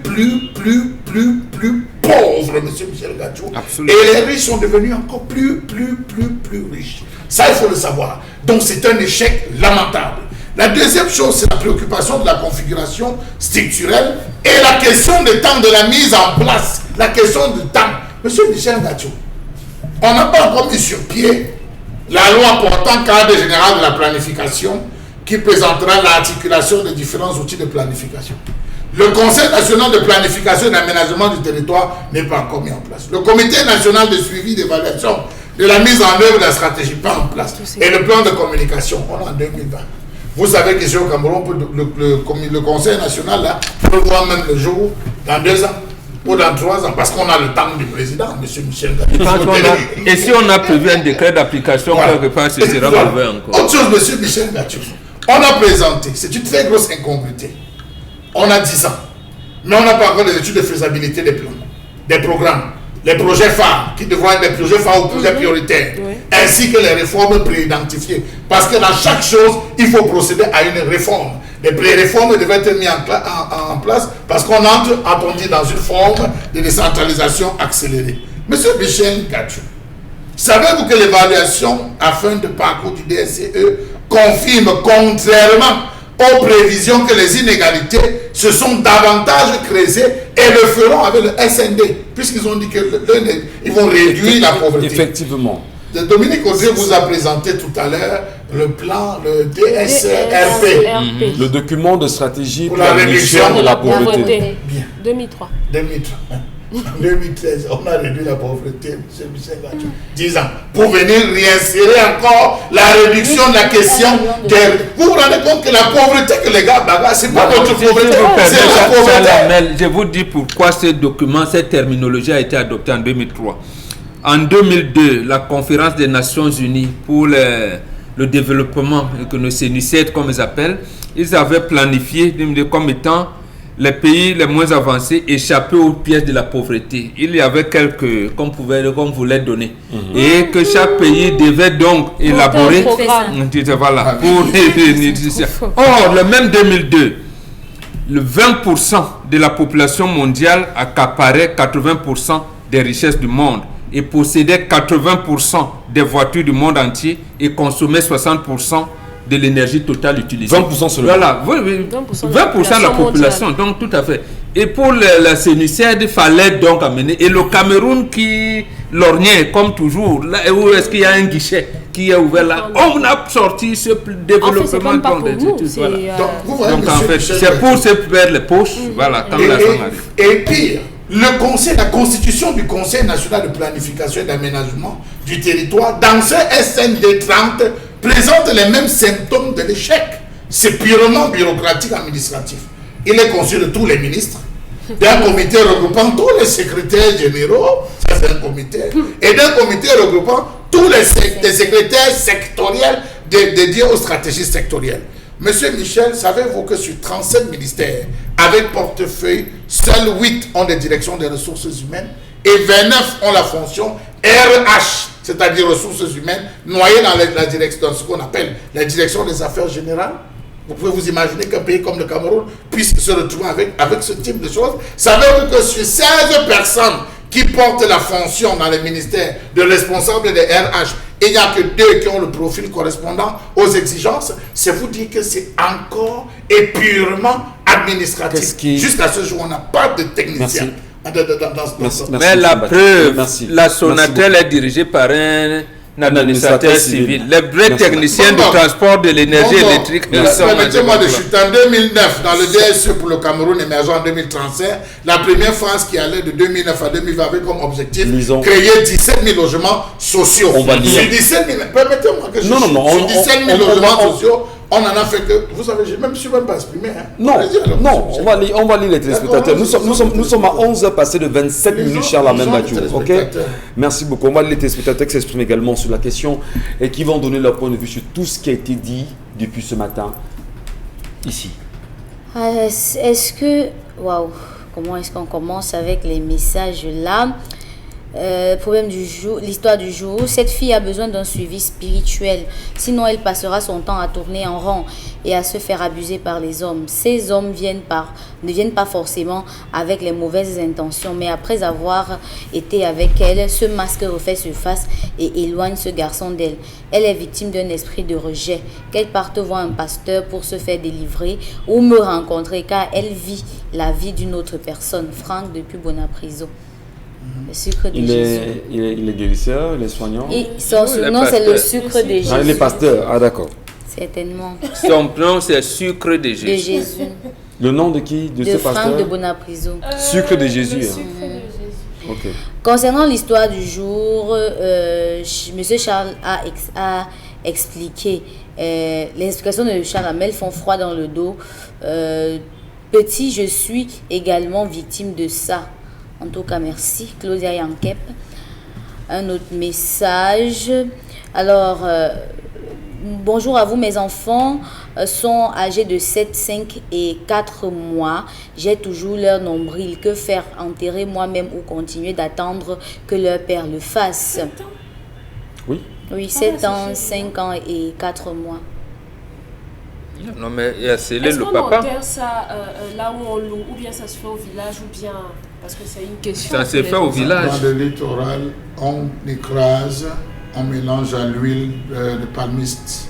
On oint l'enfant chez les doigts, là, notamment, une partie des abations, on oint l'enfant avec. Ailleurs, on enterre, ça dépend d'où elle vient. Ça dépend Est-ce de qu'elle l'ère doit le faire, culturelle, elle? l'ère culturelle dans laquelle elle sort. Ça, c'est- Ok. Un autre message. Quelqu'un peut-il expliquer ceci? Le Premier ministre... Oh. Enfin, il faut des messages qui ont trait vraiment à ce dont nous avons parlé ici. En passant, les bœufs importés, là, le projet était à quel niveau? Ou bien ça ne me regarde pas? Nos messages. Zéro stratégie de management au Cameroun. Ce pays a besoin d'une transcendance. Le gouvernement de menteurs. Il faut laisser les philosophes et les techniciens de la société en œuvre. Voilà. Un autre message. Le plan quinquennal est vraiment impérativement nécessaire au pays actuellement. Mais je me suis tout de même posé la question. Entre le DSCE qui est parti de 2009 à 2020, on a eu le plan triennal de 2015 à 2017. Ce n'était pas Dans le DSCE. un chevauchement, c'est venu à côté. Le Oui, Cameroun, C'est un plan spécial. C'était le tâtonnement. le Cameroun a tellement de projets. Parce Ça, que- c'est le tâtonnement. Merci, Karim. L'humain n'est au centre de rien dans le régime de Paul Biya. Le seul programme politique du RDPC, c'est de se maintenir au pouvoir. Si on éradiquait la corruption et instaurait une justice au Cameroun, on n'aurait besoin d'aucun projet. Le pays se développerait tout seul, de façon mécanique, 100 fois plus vite qu'il ne le fait actuellement. Dans le Larousse, à côté de la définition échec, il y a... on va pas utiliser les termes comme ça. J'ai plusieurs frères qui ont été obligés de changer leur nom pour qu'ils retrouvent la santé. Par rapport à l'histoire du jour, oui. Oui, tout à On fait. change les noms. Les noms, Oui. oui. Oui. L'enfant qui n'accepte pas La- le nom. Non, non, je veux dire que Charles Lamel l'a expliqué. Quand Comment on ça donne se le fait? nom, ce n'est pas un Au phénomène hasard. commun, c'est pas au hasard. On dit, on ne peut commander la nature qu'en lui obéissant. Quand un enfant naît après les catastrophes dans la famille, quand un enfant naît après les périodes de joie, quand un enfant naît après, tout ça, ça a une signification. je veux savoir- Et quand vous dites que cet enfant, je veux le donner le nom de ma grand-mère, pourquoi vous lui donnez le nom de votre Je grand-mère? voudrais Qui savoir, était bon, votre grand-mère? ainsi Bon, de bon, suite. Michel Lamel, la question, je vous la renvoie tous les deux. Si nous savons que dans une famille, il y a eu un membre de la famille qui a eu... D'ailleurs, Michel Lamel a pris un exemple avec une grand-mère qui n'aimait pas les soutiens, qui n'aimait pas les slips, qui avait un comportement très compliqué, et qu'il y a de l'honneur à faire à cette dernière. Vous vous dites, bon d'accord, je vais lui faire cet honneur. Est-ce que vous ne pouvez pas, vous parents, avoir un rituel pour épargner l'enfant du mauvais caractère, du mauvais comportement qu'avait celle-ci sur l'enfant? Je réponds.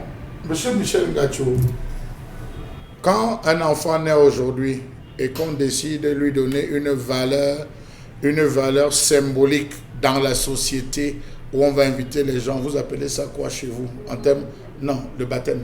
Vous allez le baptiser, non? Oui. À l'église. Vous partez, tu t'appelles, on demande le nom, présent le carnet, tu t'appelles Janvier, à partir de ce jour, tu es Pierre, et sur cette pierre, je baptise. C'est comme ça qu'on baptise sur le catholique.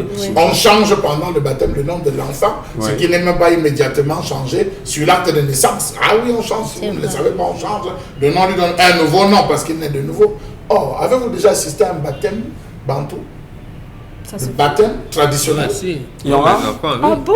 Avez-vous déjà pratiqué le baptême? Il faut avouer son ignorance. Comment Est-ce ça qu'il y en a, se Charles Il Mbatchou? existe. Mais il y en a, en bas, ça on appelle ma pamaya. On l'appelle. On fait dans l'eau. Il y a le baptême venez traditionnel, il faut venir voir. Il y a le baptême traditionnel où on part. C'est pendant ce baptême traditionnel, et j'ai eu l'occasion d'assister plusieurs fois Bombok à travers ces différents, comment on va dire, pratiques de baptême traditionnel. C'est en ce moment qu'on dit à l'enfant, voici ta mission. Tu es venu, nous t'accueillons, nous t'avons reçu, nous te donnons tel nom. Voilà ta mission. Oui, on vous écoute, monsieur. Je vous dis que c'est ce qui va se passer. Non, je demande si c'est toujours avec de l'eau. Mais alors, Vous êtes toujours à la fin. On est en train d'expliquer, vous vous amenez à la fin. Si je vous Ce dis que sont vous avez des la tête. paroles, des paroles. Je vous donne des paroles. On donne à l'enfant sa mission. Et il y a un ensemble de signes et de signaux qu'on fait sur l'enfant pour dire à l'enfant, va. Il y en a beaucoup qui ont goûté. chez nous, c'est la science. On n'y a pas de spéculation. On sait que cet enfant qui est né, voici l'âme de Dieu qui sommeille en lui. Et c'est cette âme de Dieu qu'on va faire éclore, qu'on va encadrer. Il y a le téléspectateur qui nous dit Michel Ngachou, ne vous laissez pas entraîner. Voilà. Il y a le sucre de Monsieur qu'il consomme le sucre de Jésus. Monsieur Michel Ngachou, Bamba vous a dit qu'il y a un temps pour donner le nom à l'enfant mâle et un temps pour donner le nom à l'enfant femelle. Entre-temps, il y a un ensemble de choses. Je suis content qu'un téléspectateur dit que vous ne vous laissez pas entraîner là. Non, c'est la vie du téléspectateur. Je suis content qu'ils le disent. Cela prouve à suffisance. Cela prouve à suffisance qu'il s'enfonce dans son obscurantisme et qu'il voit le mur qui bande son esprit. Karine a un message pour nous rapidement. Et on passe à la L'humain n'est plus au centre de ce pays, sauf la gloire personnelle et égoïste. Tous les Camerounais sont complices de ces malheurs et injustices. Alors, notre message, est-ce que le RDPC avait un projet lors des campagnes? Ils ont fait un copier-coller du livre du président, tout simplement. Et qui est le président? Les collègues de Charles Hamel nous permettent de nous informer des réalités de ce pays, réalités qui ne sont pas visibles au quotidien. À force de vous écouter chaque jour, une crise cardiaque n'est pas loin de nous. Mais il vaut mieux mourir en sachant la vérité que de mourir bête. Pour le cas présent, je demande à tous les Camerounais de les télécharger. Le SND, le 2030 ou même le DSCE. Allez télécharger et asseyez-vous pour lire. C'est important. C'est très important. Beaucoup de littérature. Il faut lire, comprendre. Pour ceux qui peuvent regarder l'émission, regardez pour voir justement les ondes d'ombre qui ont été évoquées ici, pour comprendre que lorsqu'on vient, c'est parce qu'on a pris le temps de faire des recherches. Et c'est même mieux, important. Avant de nous insulter sur oui, la toile, qu'ils aillent faire ça. Voilà, merci beaucoup. Allez, la revue des réseaux sociaux, Karine Santia. Il est important justement qu'on en parle rapidement. Oui, dans le premier sujet de la revue des réseaux sociaux, on s'intéresse à ce don, je ne sais pas si c'est un don ou bien c'est un financement du chef de l'État qui a décidé d'accorder un appui financier au chef traditionnel candidat à l'élection des conseillers régionaux du 6 décembre 2020. Il s'agit selon le MINAT d'un grand geste du chef de l'État à l'endroit des chefs traditionnels. Ces derniers auraient émis au début de la campagne le vœu d'un soutien financier à l'instar des financements accordés aux partis politique. Et maintenant, il y a des avis qui divergent. Certains soutiennent que ça, c'est une manière de garder ces chefs-là, de fermer leur clapet et de leur permettre de voter ou encore de suivre seulement les candidatures proposées par le RDPC et autres. Et on a qui disent que c'était normal parce que si on doit parler d'élections régionales, il faut bien parler du financement des campagnes des élections régionales. Alors, aujourd'hui, il y a un réel problème, c'est que le budget de 2020 n'avait pas prévu cette dotation. Est-ce que, deuxième question, le document a été signé? Du moins, est-ce que c'est avec l'accord du chef de l'État lui-même? Est-ce que ce n'est pas une initiative personnelle du ministre de l'administration territoriale pour la Tangandi aujourd'hui? Souvenez-vous encore des nombreux dons autour du Sardon et des Sceaux. On sait exactement ce que ça va créer comme grabuge. Est-ce qu'on peut comprendre le silence du cabinet civil quant à cette sortie justement du ministre de l'administration territoriale? Cette dotation, aujourd'hui, c'est quoi le but véritablement? Est-ce que, c'est acheter la conscience des chefs traditionnels, c'est une sorte de corruption, ou vraiment ils méritent cet argent, Bonbon Menga? Non, ils méritent cet argent, même si c'est en train il y a une bonne dose de corruption, de manipulation dedans. Non, soyons quand même sérieux pour reconnaître que depuis mars 1992 jusqu'à ces élections-ci, il est prévu, la loi a toujours prévu le financement des élections. Très bien. Et hier, c'était des partis politiques qui allaient aux élections. On a fait un banditisme politique là en disant qu'on peut admettre des candidatures indépendantes avec des conditions qu'un candidat indépendant ne peut jamais remplir. Là, c'est le banditisme politique. Donc, maintenant, il y a un collège électoral qui vient de naître. Donc, il faut bien qu'on leur donne un financement comme on en donne aux partis politiques qui vont aux élections. Ça me semble tout à fait normal. Mais sauf que, comme auxiliaire d'administration, on commence toujours à les contrôler. À les contrôler et à voir dans quelle mesure il faudrait qu'ils restent dans l'escarcelle et qu'ils ne sortent pas de l'escarcelle du gouvernement. Non, c'est un peu comme ça qu'il faut, mais normal.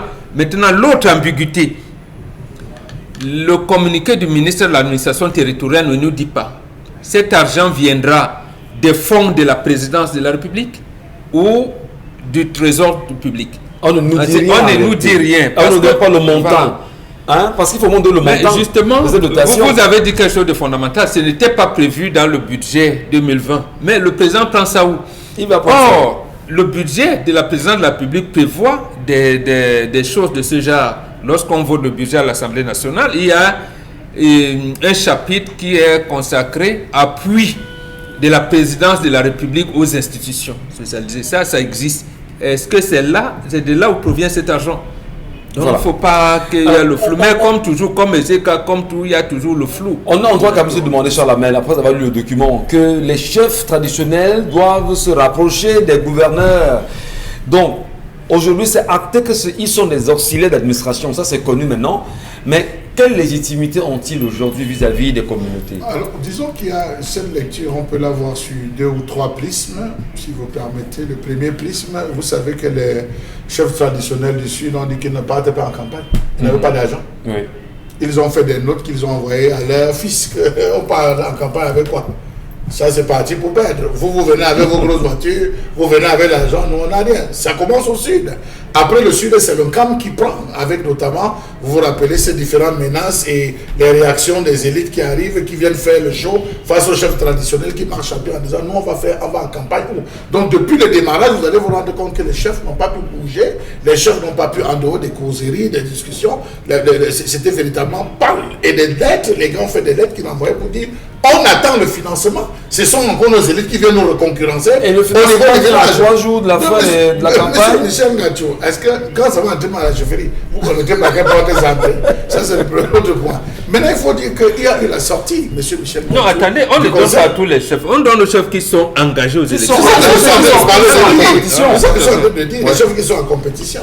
Vous avez maintenant la sortie du Conseil national des chefs, des chefs traditionnels de l'Ouest, ou les différents représentants. Ça fait un tollé, monsieur Michel Ngachou. On s'est posé, l'administration, vous savez, il y a des fins stratèges qui sont dans les réflexions en se disant, hey, est-ce qu'on n'est pas en train de se mettre ces personnes dans le dos? Je pense qu'ils ont essayé de faire 2 points de mesure, d'analyser de se dire, on a un peu laissé ces personnes, il faudrait les mettre dans le bedon. Puis on peut pas analyser sous ce prisme-là. Il dit c'est toujours une bonne chose. C'est toujours une bonne chose d'ailleurs. On va suivre surtout parce qu'on sait qu'on aura l'information. Hein, on aura l'information coûte que vaille du montant que les gouverneurs vont mettre dans l'enveloppe et vont remettre au chef traditionnel aujourd'hui. Alors Dominique Audrey, vous croyez quand même que les chefs seront... est-ce que les chefs sont inféodés aujourd'hui? Est-ce que vous ne pensez pas que les chefs en réalité qui vont prendre cet argent-là n'auront pas de légitimité? Ils vont parler au nom de qui? Ce n'est pas du RDPC. Ils parleront au nom de la personne qui leur a donné de quoi faire. De quoi faire. Et visiblement, si on s'en tient exclusivement au communiqué, ils ont demandé, et comme ils ont demandé avec la grande sollicitude habituelle de qui vous savez, eh ben, on le leur donne. Et ensuite, les décisions qui seront prises, les agissements, les actes qui seront posés découleront forcément. Que ce soit vrai ou pas, on ne peut pas les globaliser. Il y a certains qui n'ont pas demandé à avoir cet argent, mais comment on saura donc qui n'a pas eu et qui a eu? Il faudrait qu'on nous dise à qui on a donné et à qui n'ont pas donné. On le saura. Mais maintenant... on le saura, mais il faut quand même... Ils estiment que si on en a donné aux partis politiques, on doit le leur donner. Ça veut dire qu'ils deviennent donc d'office des partis politiques. La loi prévoit le financement de la campagne électorale. Mais est-ce qu'ils doivent donc demander? Et est-ce que c'est à... Oui, c'était oublié. On a même donné trop tard. La loi le parce dit. Que l'élection, c'est le 6. Voilà, et on donne aujourd'hui, ils vont travailler avec ça quand et quand. C'est incroyable. Attendons justement de voir. Hein, c'est très important. Merci à vous, Dominique Audrey. Mesdames, Messieurs, merci de rester avec nous. On marque une pause rapidement et on vous retrouve. Je vous en prie. C'est 10-12 le Zénith, votre talk show de tous les jours. 20 ans de carrière, ça se fait. La marque de vêtements BL Lion, Magica et Fariblé présente la nuit de l'ambiance BCBG. À l'occasion des 20 ans de carrière de Consti Lamine, le plus sénégalais des Camerounais, le vendredi 4 décembre 2020 dès 19h à Douala-Bercy. Avec en concert live, Coco Enchanté. Mathématiques de Petit Pays. Ulrich Takam, Kossi. L'histoire d'une femme mariée. Elle a tout pris mon cœur, ma head en papoulet. Moustique le charismatique, Belkatobi. Et Jackie Kingé.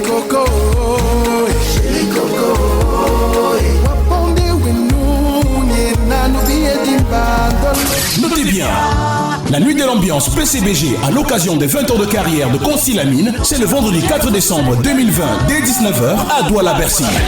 Prix des places 10 000 et 5 000 francs CFA. Bien en vente à Douala-Bercy, 6 à Aqua. Info live 682 42 10 48. Soyez de la fête. Partenaire média, radio et télévision Equinox.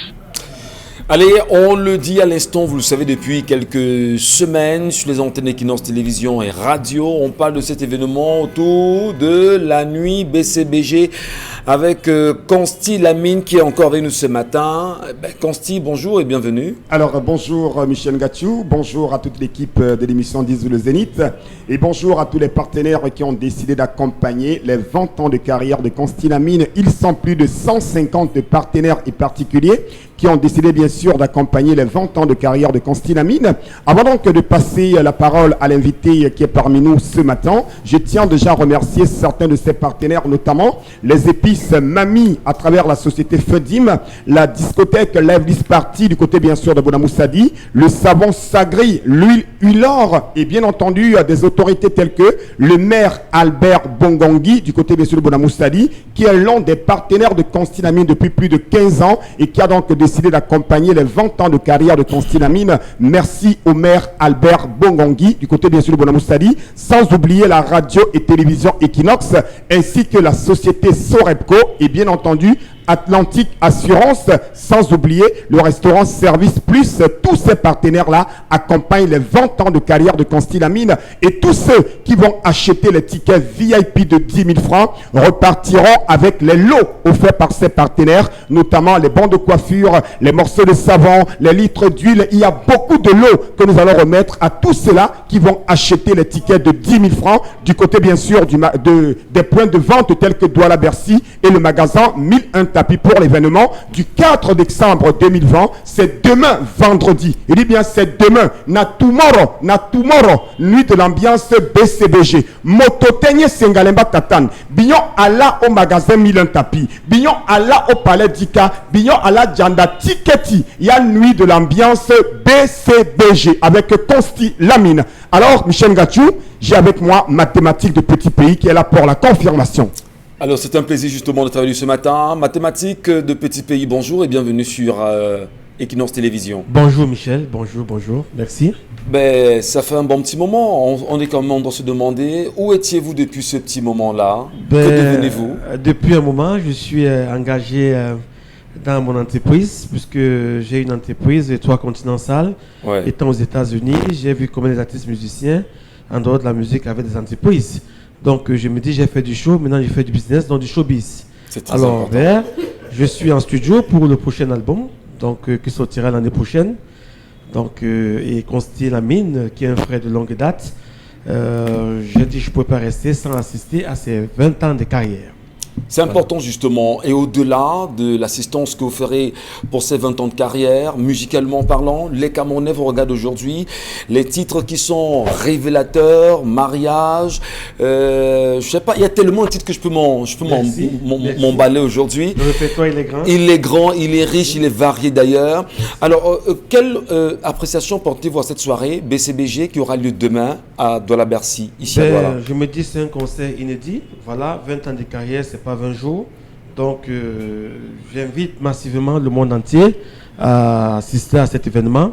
Je vais revisiter les succès de mes albums et je chanterai le nouvel album qui arrivera dans quelques jours. Mais il y a les femmes également qui sont là parce que vous êtes un chanteur, vous avez des... J'ai eu la chance d'avoir un homme dans ma vie qui savait m'aimer, qui m'a donné son cœur. Mais les mauvaises copines m'ont demandé de l'abandonner. La question que je me pose, si je l'abandonne, qui va me supporter? J'ai le loyer à payer, qui va le payer? Alors justement, les billets sont toujours en vente ou pas, Consti Lamine?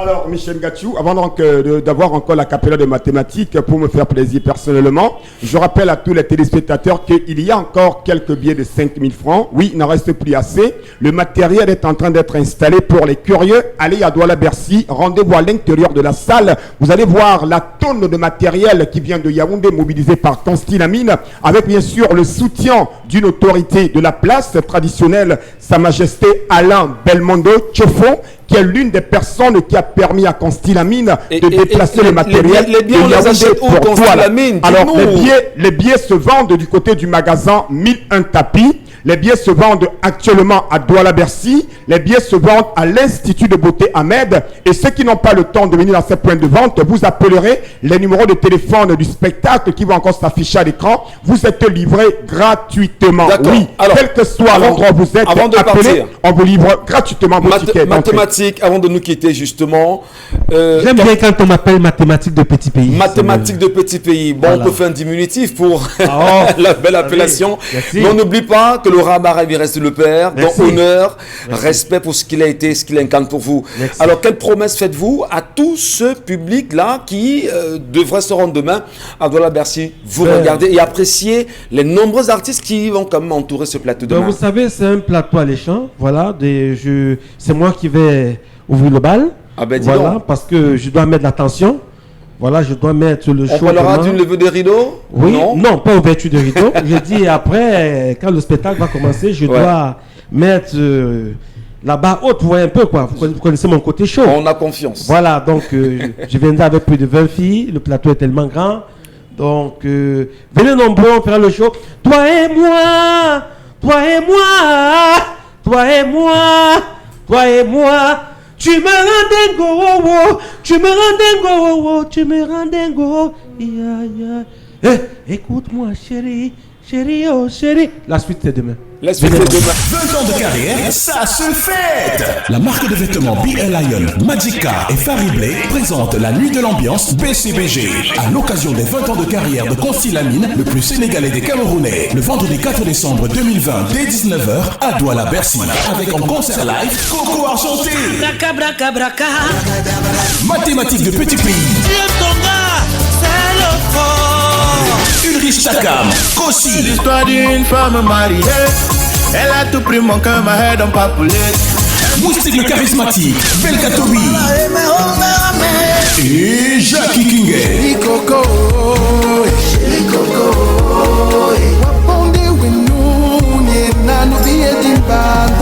Notez bien, la nuit de l'ambiance PCBG à l'occasion des 20 ans de carrière de Concy Lamine, c'est le vendredi 4 décembre 2020 dès 19h à Douala-Bercy.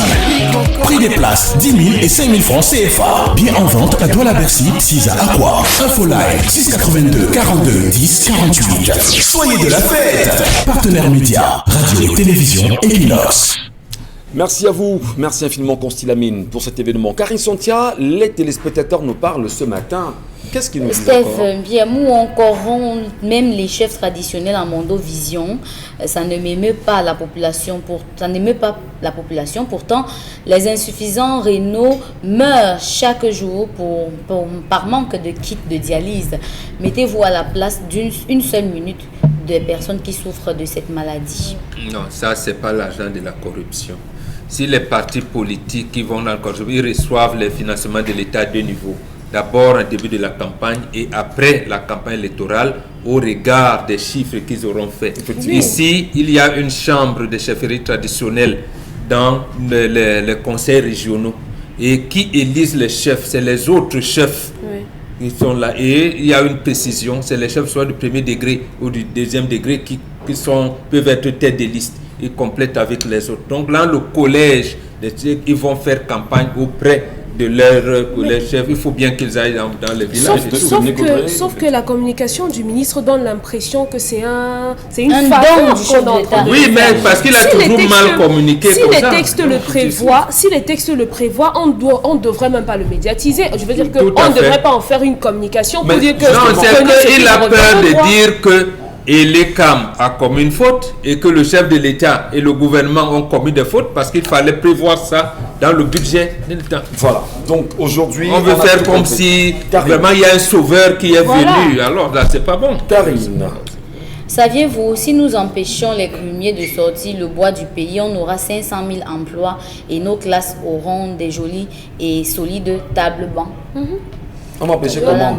Mais vous faites mieux, quand vous avez la force de la répression, quand vous avez la police... Non, cher ami, on avait le ministère des Mines et de l'Énergie avait ses bâtiments, là où logeait le ministre, c'était en planche. La Sopecam avait commencé à faire des bâtiments en planche. Aïdjo avait même prévu qu'on devait faire les cités SIC en planche. Quand il y avait les camps plaquages et tout qui finançaient les tours cyclistes, qui sponsorisaient les tours cyclistes, c'était dans cette optique-là que l'or vert puisse aboutir, puisse quand même amener le Cameroun à l'épanouissement. À l'époque, il y avait des sections menuiserie dans les lycées techniques et les CTI. Aujourd'hui, ça n'existe plus. Malheureusement, Bombok. Là, voilà. Chaque fois, je me demande pourquoi nous sommes allés à l'école. Car après avoir fait de grandes études avec des bagages intellectuels, nous n'arrivons pas à nous exprimer. On nous demande de faire l'entrepreneuriat. Ils nous fatiguent avec les impôts. Ils nous demandent de faire l'auto-emploi. Pourtant, le DSCE prévoyait qu'on réduise toutes ces difficultés. Et pourtant, les CEP des indépendances ont quand même formé le pays. Aujourd'hui, les bacs plus 20 n'arrivent pas à production. Merci à vous, Bon Bengan. Merci Karine Santia. Merci Charlamagne Bathiou. Dominique Coudray également. Merci à vous. On se prendra bien évidemment en rendez-vous demain lorsqu'il sera 10h. D'ici à là, madame, monsieur, portez-vous bien. N'oubliez jamais cette maxime. Vous devriez vous intéresser à la politique. Si vous ne faites pas la politique, elle vous fera.